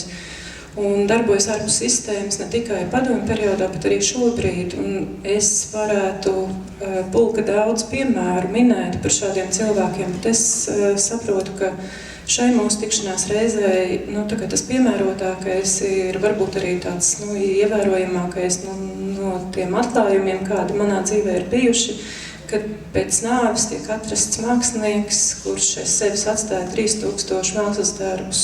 Un faktiski viņš ir nezināms šaurākai speciālistu saimē, respektīvi stāsts ir par Liepājas mākslinieku Visvaldu Ziediņu, kuru mēs atradām 2 gadus pēc viņa nāves. Un respektīvi mākslinieks, kurš visu savu dzīvi veltīja mākslas problēmu un jautājumu attīstīšanai, kā tādā savā radošajā laboratorijā. Un kāpēc es vēlos viņu īpaši tagad arī piesaukt, ne tikai tāpēc, ka pats par sevi tas ir fenomenāli, ka tik mazā teritorijā, tik mazā valstī kā Latvija var šāds notikums notikt, bet dēļ tās situācijas raksturojuma un kaut kādā ziņā, lai atbildētu precīzāk uz Liānas uzdoto jautājumu par to, ko tas nozīmē šī neizvērtēšana. Un es paņēmu līdzi vienu recenziju, kur es arī gribu drusku nocitēt, lai saprastu, un tagad arī tad mēģiniet ielikt tajos divos svarkausās. Vienā svarkausā ir cilvēka dzīve, kurš ir dzīves 42. gadā, miris 2007. gadā. ir nodzīvojis visu savu dzīvi un radījis ārkārtīgu daudzumu mākslas darbu, kas visi ir bijuši tā kā radoši eksperimenti, kur viņš ir attīstījis klasisko modernismu. Un pats ir zinājis un kaut kādā ziņā arī bijis pārliecināts tam, ka tas viņa radošais mantojums būs pakāpiens nākamajām paudzēm tad, kad tas nāks, jo viņš visu laiku arī sievai bija teicis, ka tu vēl redzēsi, tu vēl tikai redzēsi. Ja? Tā kā, un tajā brīdī, kad pāris dienas pirms atklāšanas izstādes, es braucu vēlreiz pie viņa kundas ar jautājumu, tomēr viņa pierunātu atbraukt uz atklāšanu, tad viņa teica, ka nē, tās atklāšanas vietā viņa dosies uz kapiem, bet ka viņa nesaprot vienu, kā viņš vēl nav izkāpis. Un nav piecēlies, un ka tas viņa pareģojums piepildās. Lūk, un tad pretēji tam, kas notiek un kā tas tiek uztverts, protams, ir ārkārtīgi negribīga šī situācija pieņemt izmaiņas, jo es pat teiktu, ka tādā institucionālā mākslas vēstures vidē ir ārkārtīgi grūti pieņemt jaunpienācējus, jo pat jaunpienācēji es domāju, faktiski tas nav īsti konkurences jautājums, ir arī konkurence, bet tā pamatbūtība noteikti ir saistīta ar to pašu piemēru, ko es gribu noraksturot. Žurnālā Studija, kas ir vienīgais vizuālajai mākslai pilnībā veltītais žurnāls, bija plaša milzīga recenzija, kura bija diezgan, pozitīva, bet, jo īpaši pret manu darbu paveikto, kas, protams, ir skaidrs, jo es esmu dzīva. Un tad bija šis verdikts no recenzenta, kuros raksturojot un vērtējot šo te cilvēka izvēli, tika teikts, ka aktuālos mākslinieku dzīves vērtējumos pavīd tieksme Visvalža Ziediņa iekšējā emigranta pozīciju heroizēt kā nonkonformismu un traktēt kā savveidu protestu pret tā laika valdošo režīmu un kultūru politiku. Šķiet, tas tomēr ir kļūdains vērtējums. Visvalds Ziediņš nekad nav bijis karotājs ar režīmu spaidiem, nekad nav to atklāti konfrontējis un tā īsti salēcies. Un tad es drusku izlaižu, un tad ir turpinājums varētu būt šāds, kas raksturoja jau, labi, es lasu vienkārši. Un šķiet, diez vai padomiskās Latvijas Mākslas akadēmijā neko nevarēja iemācīt tur strādājošie un arī laikmetīgi domājošie mācību spēki. Tāpēc Visvalža Ziediņa nonkonformista poza viņa dzīves mērogā šķiet drīzāk vērtējama nevis kā lepna stāja un bez kompromisa principialitāte, bet gan kā dramatiska kļūda. Šie jaunības romantismu un maksimālismu izraisītais mākslinieku ekstrēmisms, panaivā ieciklēšanās un izolacionisms Latvijas kultūrai izmaksājas dārgi, viena liela talanta izniekošana. Un tad tagad varam vaļā un lasam, kas ir autors. Autors ir Jānis Borgs. Un tajā mirklī mēs, protams, varam uzdot jautājumu. Pirmkārt, nav skaidrs, kāpēc recenzents, kāpēc, žurnāla redakcija izvēlās lūgt recenziju, vai galvenā varoņa laika biedram, kurš pie tam ir bijis pilnīgi pretējā nometnē. Un tīri cilvēcīgi, protams, es saprotu arī to, ka uzrakstīt šim recenzentam cita veida attieksmi nozīmētu grēksūdzi un savas dzīves noliekšanu. Un, respektīvi, te mēs pienākam pie tā, ka ne tik daudz tā konkurence, bet savu kļūdu atzīšana, savas dzīves. Manā mājā pazīst. Respektīvi, tas ir tāds, tas viens no tādiem aspektiem, par ko es varētu runāt, par ko es varu runāt no savas prakses. Un, protams, ka arī kaut kādā ziņā tā mana dzīve profesionālā drusku sāk izvērsties par tādu kā lai saka, ka man jau tur ironizē pakausī, kad ja tu neesi nevienam nezināms vai, kā tur un no laukiem, tad manās izstādēs nav ko meklēt, tā aptver. Bet šie cilvēki, man liekas, ir bijuši un ir, tāpat tās ir vēl, ne tikai Visvalds Ziediņš. Tāpat tās mums ir bijusi arī vēl viena tāda saskarsme ar draugu grupu, kas mūs vieno ar Liānu Langu, kas saistās ar Andri Grīnbergu un viņa loku. Un par Andri Grīnbergu savukārt man ir pat viņa, es pat paņēmu līdzi viņa pieprasīto, viņš savu 60. dzimšanas dienā uzdāvināja 2008. gadā. Bija pieprasījis Satversmes aizsardzības biroja totalitārismu seku dokumentēšanas centram savas lietas izrakstu. Viņš dabūja informāciju par to, ka viņš ir persona, par kuru ir bijusi operatīvā pārbaudas lieta, un ka viņš ir bijis persona, kura izplata melīgas izdomājumus un nozākā padomju valsts un sabiedrisko iekārtu, un vienlaicīgi, ka minētā pārbaudas lieta nav saglabājusies. Bet tāpat laikā ir izraksti uz 2 lapām, kas ir savukārt arī ļoti krāšņs materiāls par to, ka aģenti, kas ir tie paši, arī radošie cilvēki, ko viņi ir ziņojuši par šiem te notikumiem, kas ir saistījušies tieši ar Andra Grīnberga, radošo darbu un gaitu, un ieskaitot arī pat viņa izskatu, jo jāzina, ka viņš ir tomēr bijis sākotnēji arī modes mākslinieks. Un tāpēc arī te ir viens no tiem veidiem, kādā, es papildinu, te ir par to, ka viņa pretēšanās forma tiek aprakstīta viņa džinsa bikses ar 5 zvēgžņu kabatā, uzšuvēm uz kabatām un vārdu, ko viņš nedzīšot nost, kamēr būs padomju vārdu.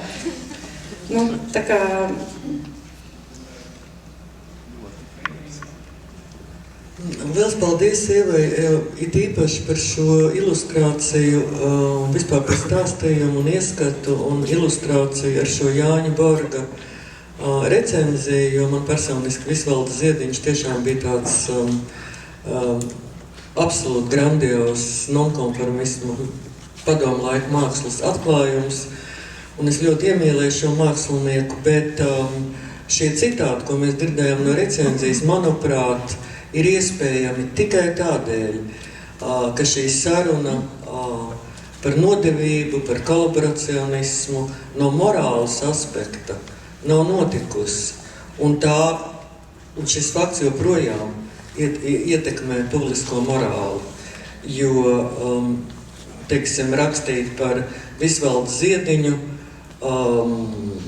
tur vajadzētu izvērtēt vispirms savu morāli, vai tu vispār vari rakstīt, un tikai varbūt pēc tam to darīt no kādām citām pozīcijām, kā jau Ieva minēja. Bet mūsu vidū ir...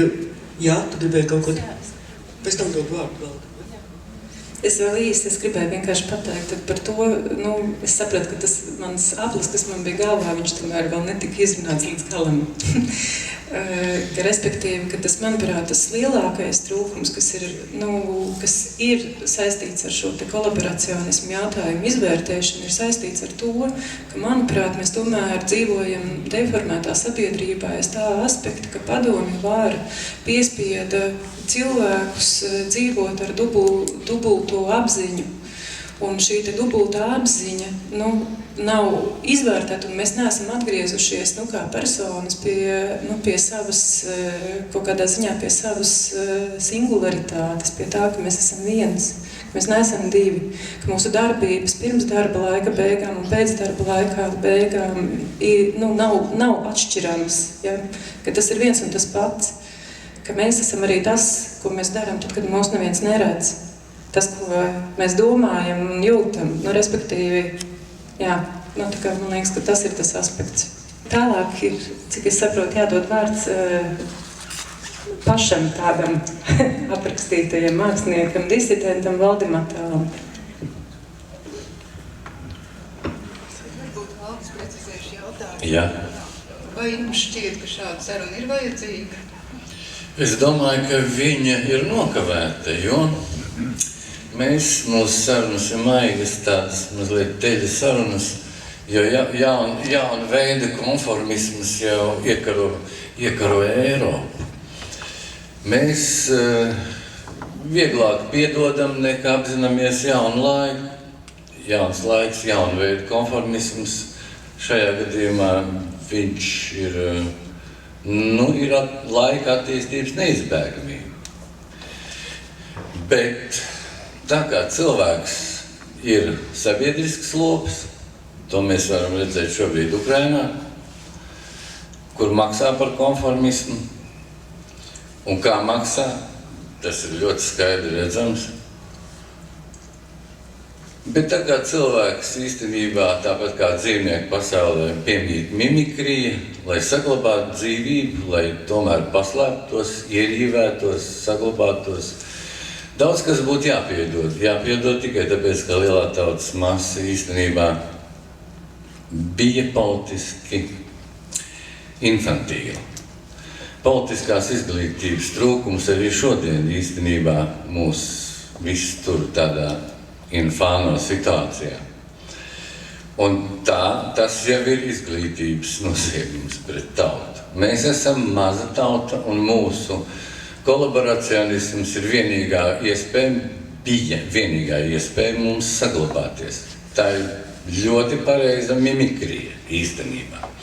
Ja mums jātiesā un jāskatās uz visu to kopumā, tad faktiski birokrātiskā, radošā un tehniskā inteliģence tā būtu saucama pie reālas atbildības, jo tie vienmēr, kā Ļeņins teica, kas jāapšauj pirmie inteliģence, jo viņi pirmie ir tie, kas mimigrē, jo tie, tāpat kā pavārs saka, būs vajadzīgs pavārs, būs vajadzīgs kaprats, viņi gatavi mimigrēt. Bet inteliģences problēma ir tā, saka, mēs esam ieguvuši izglītību, mēs esam šobrīd reālā birokrātija, un šī birokrātija ir un vajag arī jaunajai varai, un viņi mimigrē pirmā. Skaidrs, ka tas Gorbunovs nav nekāds izņēmums. Vai ne? Un es negribētu nekādu Čaušesko variantu, ja? Ka viņas viss nolikt pie sienas, Rubika ieskaitot. Bet jāsaprot ir tas, ka mazliet piedodiet un laicīgi sev un arī citiem, jo lielā tautas masais savs politiskā infantīlismu atradās tur. Tie, kas darīja to apzināti un tie, kas tur stājās iznīcinātāju brigādēs, principā tur bija vajadzīga tiesa. Tur vajadzība bija vērt tos čekus maisus vaļā. Bet kāpēc nevēra vaļā? Tikai tāpēc, ka tajās bija arī inteliģence. Visaugstākajā līmenī. Tur bija.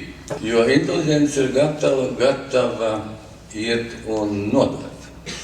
Jo viņš rada mākslas darbus un grib, lai tie tiktu publicēti, lai tie dzīvotu. Ļoti daudz mūziķis aizliedz, ļoti daudz komponistu nerealizējās. Tik ļoti būtu vienotā tauta, ka nebūsim konformisti. Bet tas bija tīri individuāls karš pret sistēmu. Tīri individuāls, vai tu varēji piecelties, vai tu varēji vispār sevi uzrunāt. Šodien jūs redzēt, kā notiek konformismu, kādas konformismu formas valsts līmenī. Kā tiek nodot cilvēki. Vesela valsts. Īstenībā šī konformismu forma vēl nav atradusi savu politisko zīmolu, vārdu. Šī konformismu forma. Bet mēs kavējamies pie vakardienas konformismu. Varbūt tāpēc, lai nerunātu par šodienas konformismu. Kādā sakarā mēs neceļam augšā čekas maisus? Kāpēc mēs, ja mēs gudri parunātu, tad varētu pat priecīgāk to darīt. Varbūt vīnu, varbūt starpbrīdi kādu un dēļas galā. Bet šajā gadījumā es domāju tā, ka visiem laikiem, visām varām ir un paliek šie nosēdumi, kā vīnam, vīnu mucei pašā dibinā.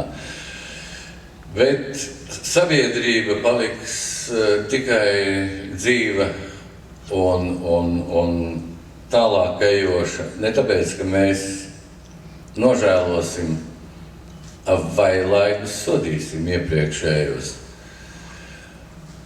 Vai mēs pamanīsim jaunā laika ātri šķirtās lapus, vai mūs nepāršķirs jau aizējošā lapusē. Jo mēs ilgi domājam, ilgi ceļamies, ilgi perējam. Mēs pārbrāgojam. Šodien, kad es vērsos attiecībā uz represētā status, es iegāju kantorī, ieraudzīju cilvēks, kurus es labprāt redzētu sev blakus, varbūt tikai citur, bet ne priekšā. Pareizāk sakot, tā vakardienas viltus inteliģents un konformisti izrādījās tur. Viņš šodien jau ir represēto kluba biedri. Es tā pabrīnījos, kas viņus varēja būt represējis. Tie, kas lika kāju priekšā, tie, kas skrēja pirmie uz komjātas komiteju vai uz partijas komiteju, es nezinu, uz kuriem viņiem jāskrien tajā laikā bija, jo es nebiju partejisks cilvēks. Un šodien viņi izskatās nevainīgi. Es domāju, ka noplūkta vista izskatītos labāk nekā viņi šodienas nevainība. Vienkārši viņi ir līdzīgi cilvēkiem, un cilvēkam ir tāda rakstura īpašība būt mazliet līdzīgam cilvēkam. Bet pēc tā, kā izskatās pasaules notikumi, vai tie ir Izrēlā, vai tie ir Ukrainā, man ir ļoti maz ticības, ka cilvēks ir tas, par ko viņš uzdodas. Tā kā es uzskatu, ka konformisma, ja mēs taisam jaunu, ja turpinām šo tēmu, mums ir jāturpina viņš. Saprotot, ka mēs esam jau pazaudējuši to vienu vakardienas lapus. Mums aši jāuzlec uz slēpēm un jāpanāk pašiem sevi. Jo kamēr mēs šeit spriežam, mūs nodod jaunie konformisti. Paldies!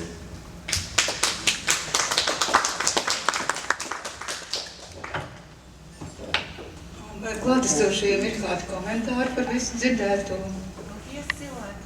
Interesanti. Es domāju, ka Jā, tā to nevar beigt, viņš jāturpina. Es apmēram gribētu izteikties, parādīt savus darbus un savu pieeju. Nē, šodien es vēlreiz lūdzu pēc publikas izpratnes par to, ka mūsu laiks tiešām tuvojas jau noslēgumam. Un mēs esam gan izmantojuši šīs izstādes un Ievas Kalniņas un Rīs Mākslas dāmas viesmīlību. Labprāt dotu katram klātesošiem runātājiem vārdu, lai izdarītu secinājumu daļu par sarunu, varbūt iezīmētu, kas būtu jādara, par ko būtu jārunā nākamajā sarunā, kā arī vēsturnieku kungus es vēlētos palūgt informēt publiku, ka BDK arhīva izpētes jautājums ir tiešām lielā mērā arī pateicoties sabiedrības spiedienam izkustējies no tāda nāves punkta, un tur arī milzīgs ieguldījums gan Jansona kungam, gan Bambela kungam, gan Levita kungam, gan Kalpiņas kundzei. Vienkārši painformēt, lai cilvēki zina, ka šī izpēta notiks, un varbūt noslēdzošo secinājumu daļu. Un tad es sākšu. Varbūt sāksim ar Atāla kungs tikko runā ar Levita kungu. Paldies! Nobeigumā es gribētu teikt, ka uzsvērt to, ka dažiem šķiet, ka tas ir nokavēts šis jautājums. Es domāju, ka pat labam tikai sākas šī izvērtēšana. Un tas, ka ir bijis sabiedrības spiediens, nevis no augšas, bet tieši sabiedrības spiediens, tas norāda, ka sabiedrībā šāda vajadzība pastāv un ka tā tikai pieaugs. ka tas ir vienkārši simptomātiski, kad apmēram pēc 20 gadiem rodas nepieciešamība šos jautājumus izvērtēt. Un proti tādēļ, ka ja mēs jau esam iedzīvojušies brīvajā, demokrātiskajā Latvijā, tad mums rodās automātiski jautājums tiem, kuri kaut minimāli sāk, domāt un reflektēt par sabiedrību, kas tad bija pirms tam un kādus secinājumus mums no tā ir jāizdara. Un šeit jau arī runāja par to, ka iespējams, ka tā droši vien nebūs, bet nav izslēgts, ka tādas situācijas var arī atkārtoties, bet varbūt ne pie mums. Katrā ziņā vienas brīvas valsts pilsonim ir jāieņem noteikti stāja noteiktos jautājumos, ne tikai attiecībā uz mums, un šis ir viens no šīs stājas un nostādnes elementiem. Bez tā nav, kā sakot, pilsoņa komplekts nav izpildīts, ja tā gribētu teikt. Ja cilvēkiem ir nediferencēta vai, nenoteikta nostāja pret netaisnības režīmu un tā izraisītajām sekām. No tā izriet vēl viens secinājums, ko es gribētu teikt. Šāda sabiedrības pieredze ir vienai daļai no Eiropas valstīm, citām tāda nav šāda pieredze.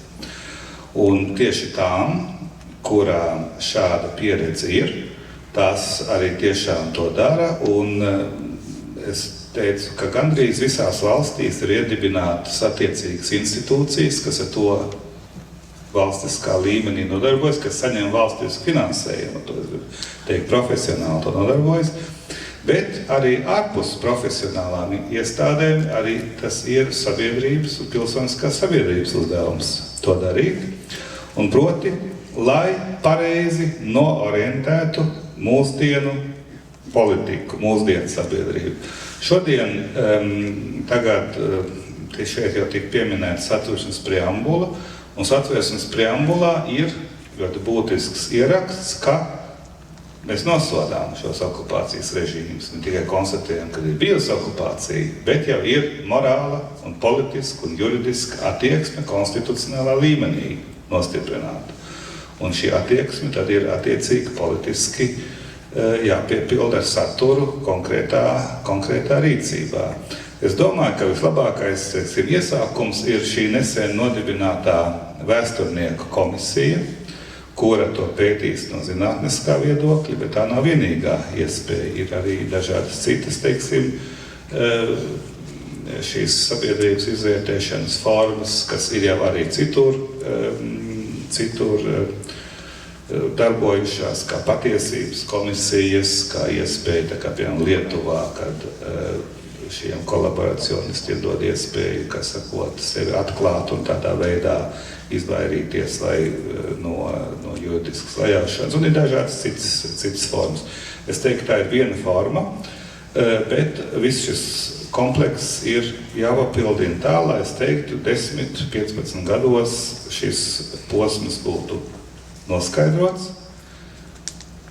un pēc noskaidrošanas vai vienlaicīgi ar to ir jābūt pilnīgi skaidrai attieksmei pret to. Un tas ir tas galvenais rādītājs, vai šī pagātnes pārvarēšana ir izdevusies vai nav, kad ir jābūt pilsonim, mēs uzdodam jautājumus, kāda ir jūsu attieksme, kādus secinājumus no tā mēs varam izdarīt priekš šodienas Latvijas. Priekš šodienas Latvijas attieksmes pret pasauli, pret nedemokrātiskiem režīmiem. Piemēram, ja es lasu, ka 30% no Latvijas iedzīvotājiem uzskata, ka Krīmas aneksija ir pieņemama, tas nozīmē, ka acīm redzot šis jautājums, šis pilsoniskās stājas jautājums mums ir, kā sakot, ļoti neattīstīts. Holandieši piegādā detaļas Krievu raķetēm. Jā, īpaši Latvijai ar šo pieredzi ir nepieciešama šāda veida pilsoniskā stāja nodrošināt, un tādēļ, lai arī Latvijas valsts varētu, kā sakot, attīstīties pareizā virzienā. Paldies! Bēdners kundze. Es gribētu teikt, ka mēs katru dienu veidojam mūsu attiecības ar valsti. Un gribu atgādināt, faktiski mums ir daudz lietas, ko mums vajadzētu mācīties no vēstures, un es ļoti ticu, ka no vēstures tomēr var iemācīties. Es neticu šim ciniskam apgalvojumam, ka no vēstures neko neiemācās. Un mums ir jāsaprot, ka 38. gadā pret valsti jau bija tik daudz radīta nepatika. 38. gadā, kad šeit bija jau to vēsturnieku runā, šeit bija jau tanku bučotāji, tā teikt, biezā slānī. Jā, tieši tā. Un, jā. Un tiešām cilvēku neapmierinātību var ļoti viegli uzkurināt. Un es gribu atgādināt, ka mēs dzīvojam 21. gadsimtā, kas ir manipulācija gadsimts. Un tieši tāpēc mums ir ļoti skaidri jāskatās uz mūsu vēsturi, kādas kļūdas mēs esam pieļāvuši. Kāpēc 40. gadā, teiksim, visas ministrijas sadarbojās visu jūlija mēnesi. Es domāju, ka tieši šīs sarunas par kolaborāciju mums ir vajadzīgas, lai mēs saprastu, ja gadījumā ir X stunda, kā mēs katrs uzvestos un kā mēs katrs rīkotos. Un šī konfrontācija ar mūsu pagātni, ar mūsu vēsturi mums varbūt nav ļoti ērta un ļoti patīkama, bet tikai tā mēs varam iegūt attīstību un nākotni, ja mēs nebaidāmies skatīties uz savām kļūdām pagātnē kopā kā sabiedrība un arī nebaidīties parādīt morālu nosodījumu tur, kur tas ir nepieciešams. Un te es domāju vairāk par šodienas kontekstu. Tieši tāpēc, ka mēs pieļaujam nesodāmību, un tas kaut kādā mērā mums atgādina, ka, laikam, tie čekas maisi bija jāatver savā laikā, un tas ir nokavēts, bet ir viens otrs termins, arī nokavētā saulaicība, un varbūt paliksim pie nokavētās saulaicības, ka mēs vairāk runāsim savā starpā, jo tieši sabiedrības kvalitātes jautājums ir tas, kā mēs dzīvosim nākotnē, un dzejnieks teica ļoti labus vārdus, faktiski, kāpēc ir iespējams, ka Grigula pārstāv Latviju Eiroparlamentā. Tas ir mūsu kvalitātes rādītājs. Un tas nozīmē, ka mums ir jāpacenšas sarunāties, diskutēt un novērst šādas lietas. Tas ir nācijas izglītības kvalitāte. Un ne tikai izglītība, ko dod universitāšu dokumenti, bet sirds un prāta izglītība, ko dod labas un dziļas sarunas. Paldies, un es ticu, ka mums ir laba nākotne.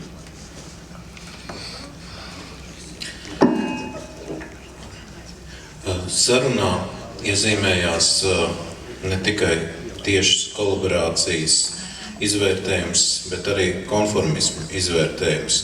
Un tas parāda, ka tomēr mums ir gan kā zinātniekiem jāpēta, gan kā sabiedrībai jārunā arī par šīm dažādām pakāpēm, gan par tiešu kolaborāciju, gan par pielāgošanos režīmam. Un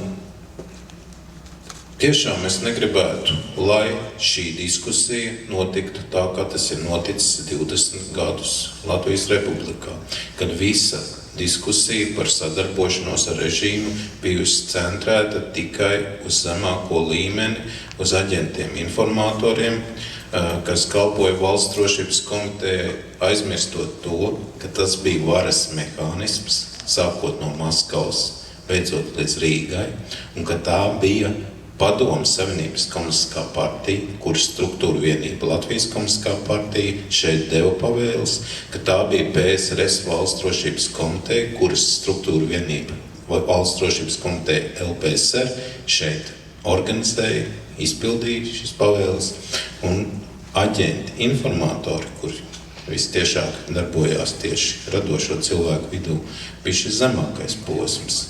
Un līdz ar to arī mēs, kā Valsts drošības komitejas dokumentu izpētes komisija, skatīsimies struktūru kopumā. Šo totalitārās kontrolas represiju veikšanas mehānismu kopumā, Padomu Savienības kontekstā, Valsts drošības komitejas darbību saistībā ar citām padomu institūcijām, protams, arī komunistisko partiju. Lai nebūtu tā, kā tas ir līdz šim 20 gadus bijis, ir tikai runāts par konkrētu Jānu Pēteru vai konkrētu dzejnieku, vai viņš stukačoja vai nestukačoja. Jo šīs lietas tomēr jāskata kontekstā, ir jāatšķir, kas ir tieši noziegums, kas ir konjunktūra, un es domāju, ka tieši dokumentu publicēšana, lai gan par vēlu, bet tomēr zinātniskā pētniecība, kur notiks, ja nekādi šķēršļi viņai netiks slikti, kur notiks arī palīdzēs salikt sabiedrībai pa plauktiņiem visu šo varas schēmu un tad izdarīt secinājumus, jo informēta sabiedrība arī ir drošības garants. Informēta sabiedrība sapratīs to, ka ar citas valsts varu nevar būt kolaborācija. Informēta sabiedrība sapratīs to, ka informatīvā telpa, kas nāk no citas naidīgas valsts, šeit veids propagandu, un tie stereotipi, ko apzināta propaganda, piemēram, no Krievijas, rada Latvijā par padomju labo laiku, arī jaunajai paudzei tiks skaidrāka tad, ja jaunā paudze tiks informēta. Un ne tikai jaunā paudze, bet arī tie cilvēki, kas paši ir piedzīvojuši padomju laiks, bet tomēr nezina visu šo varas mehānismu kopumā, kas deva pavēles, kas izpildīja, kas realizēja, un tad nebūs šī te, tā varētu teikt, mazās iekalošanās tieši ap aģentiem, informatoriem, bet tikai ap konkrētu vienu vidi, bet tā bilde būs kopskatā par to, kā notika totalitārā kontrole, kā notika represijas visā sistēmā, visās dzīves sfērās, arī ne tikai radošajā sfērā, bet arī citās dzīves sfērās. Bambelkungs, vai jūs vēlaties?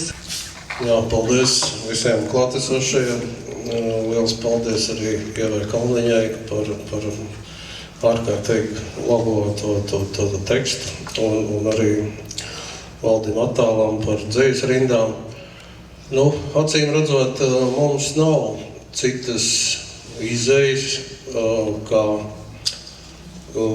iet cauri kaut kādiem jauniem šķīstīšanas lūkiem un arī diskutēt sabiedrībā par šo sadarbošanos. Un tā ir taisnība, ka 20 gadi neatkarības vairāk pagājuši.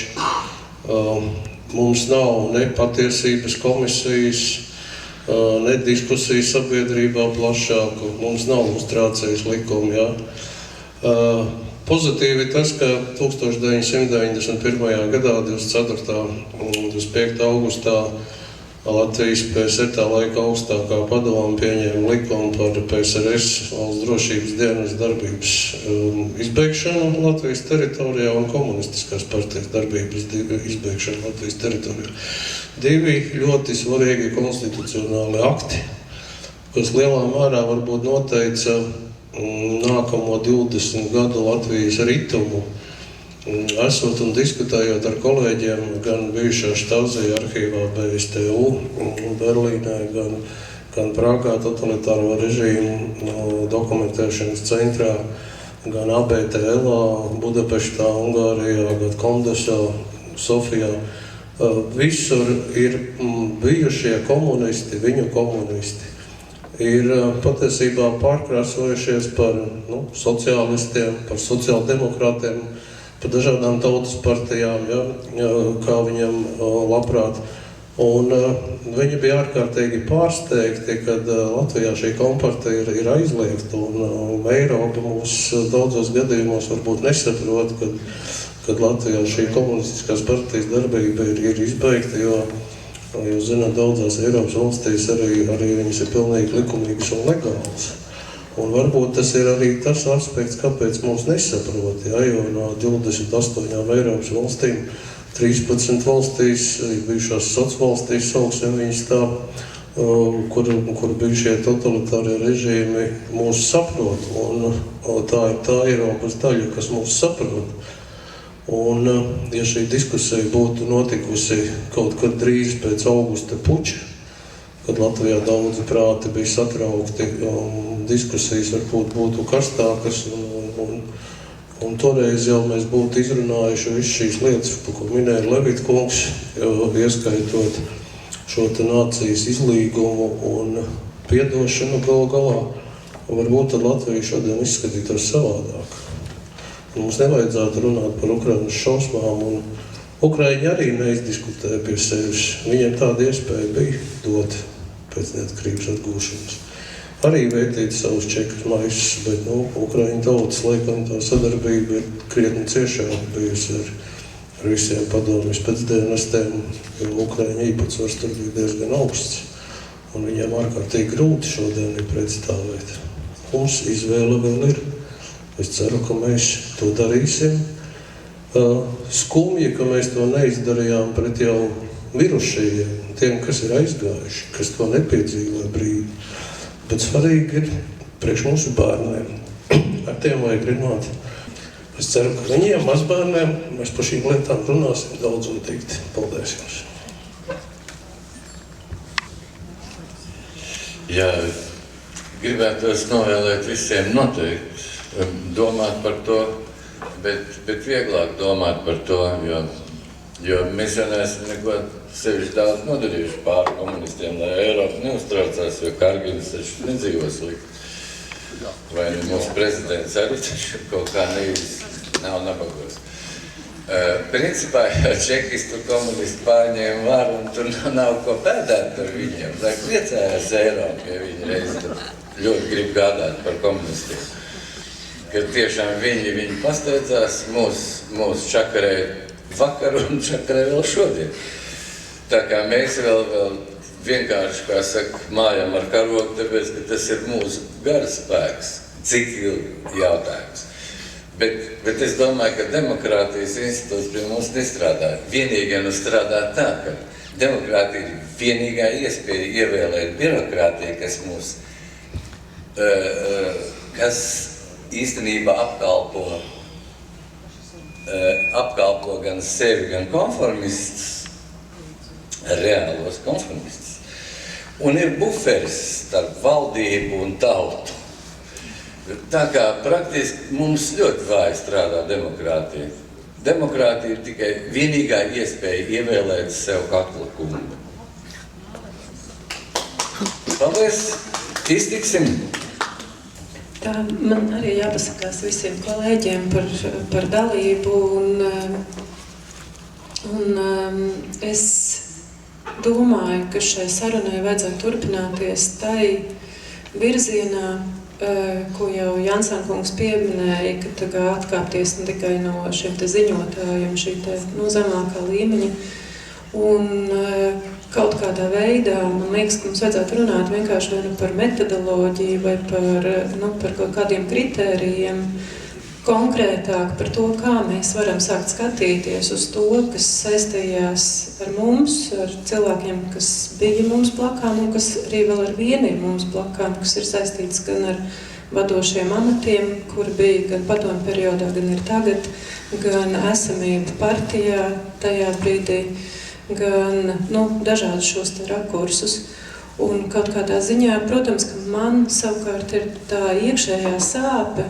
Es arī pavisam godīgi atzīšos, ka viņa ir tāda dziļa un īsta par to, ka man liekas, ka nav tā taisnība vēl uzvarējusi un ka nav notikusi šī te pārvērtēšana. Es domāju, arī tādā kultūras jomā un arī kultūras vēstures un mākslas jomā, jo tā realitāte ir tāda, ka Jānis Peters svin jubileju arēnā Rīga un Oldis Bērziņš svin savas mājas pagalmā.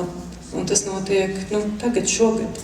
Respektīvi, tas ir tikai kā tāds viens piemērs, bet tāpat laikā, man liekas, diezgan krāšņs, tā, lai saprastu, par ko iet runa. Paldies par uzmanību. Pēc tam, kad es slēgšu šo mūsu diskusiju, es vēl lūkšos aizkavēties, jo es vēlos dot vārdu vienam izņēmumam, vienam godaviesim, kas ir mūsu vidū bijušiem disidentam Jānim Roškalnam. Bet es noslēdzot vēlos teikt, ka es domāju, ka šis ir ļoti izšķirīgs gads Latvijai ar diviem lieliem notikumiem. kas, manuprāt, lēnām to paradigmu iegriezīs mazliet citā virzienā, un līdz ar to arī sabiedrība, ja viņi, protams, tam pievērsīs uzmanību un domās par šīm lietām. Viens no tiem lielajiem notikumiem ir preambulas teksta pieņemšana, kur katrs vārds ir ārkārtīgi nozīmīgs, beidzot mūsu satversmē ir pieminēta kultūra. Mēs tiešām esam visi ļoti pagodināti, ka preambulas teksta autors Levita kungs ir mūsu vidū.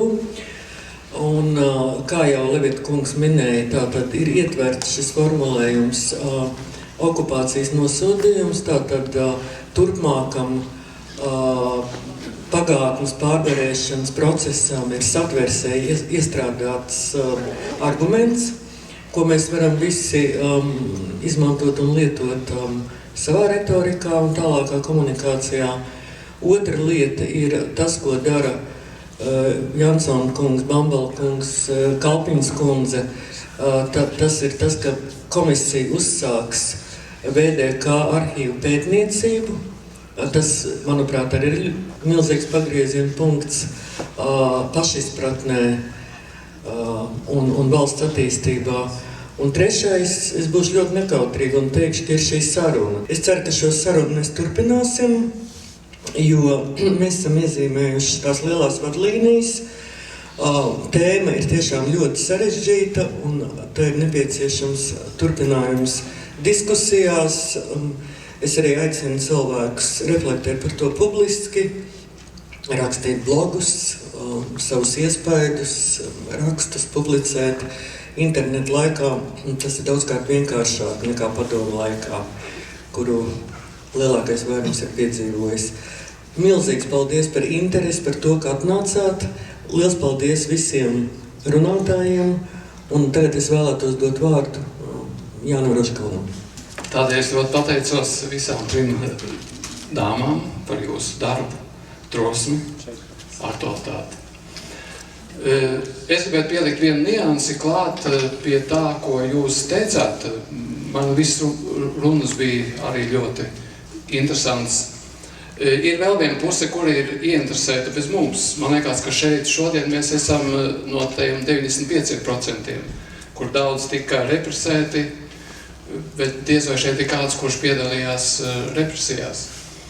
Bet arī šī represētāja puse, šie kolaboranti, man ir iznācis ar viņiem runāt arī tagad pēdējos gados, un viņiem arī šī lieta ir aktuāla. Es esmu redzējis vienu no saviem čekas pratinātājiem nodzērušos tādās, sirds pretrunās, ka viņš faktiski, kā bombas beidz savu dzīvi. Viens cits ļoti augsts čekas izmeklētājs, faktiski visaugstākais, kas pratināja Gunāru Astru un mūs visus 83. gadā. Viņš uzaicināja uz tikšanos mani un manu sievu un stundu apmēram atvainojās tiešām no sirds.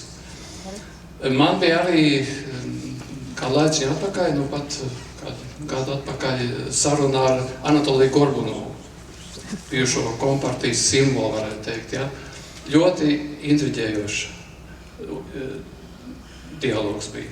Un es no tā visu gribēju teikt, ka arī tajā pusē nav miers, tur ir jautājumi tikai kā to izdarīt, kā to procesu iekustināt, par to ir jādomā visiem kopā. No šī vakara man paliek viens ārkārtīgi liels ieguvums, viens milzīgs gandarījums un prieks, un tie ir, Egīla, tavi izlīguma 6 punkti. Es ceru, ka viņas drīkst arī publicēt. Ja? Jā. Es domāju, ka tas ir, pat jau ir, jā.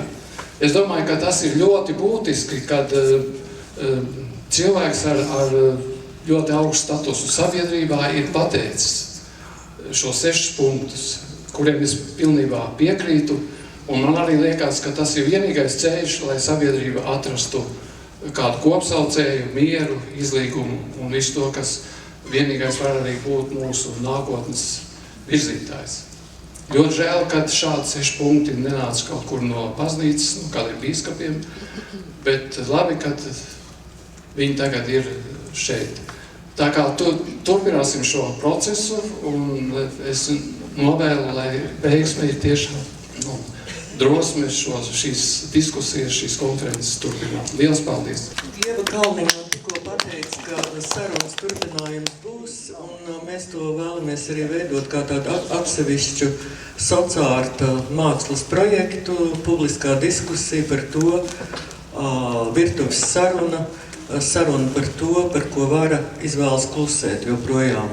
Kas attiec uz izlīgumu pamatnoteikumiem, kurus nosauc Levita kungs, tad es tiešām ieteiktu tos sameklēt tīmeklī, jo īsenāts Rudīts Kalpiņas intervijas fragments par pagātnes pārvarēšanu, saruna ar Levita kungu ir publicēta tīmeklī. Ja jūs ieklikšķināsiet Rudīta Kalpiņa Levits vai pagātnes pārvarēšanu, tad jūs šo interviju tur atradīsiet un varēsiet izlasīt.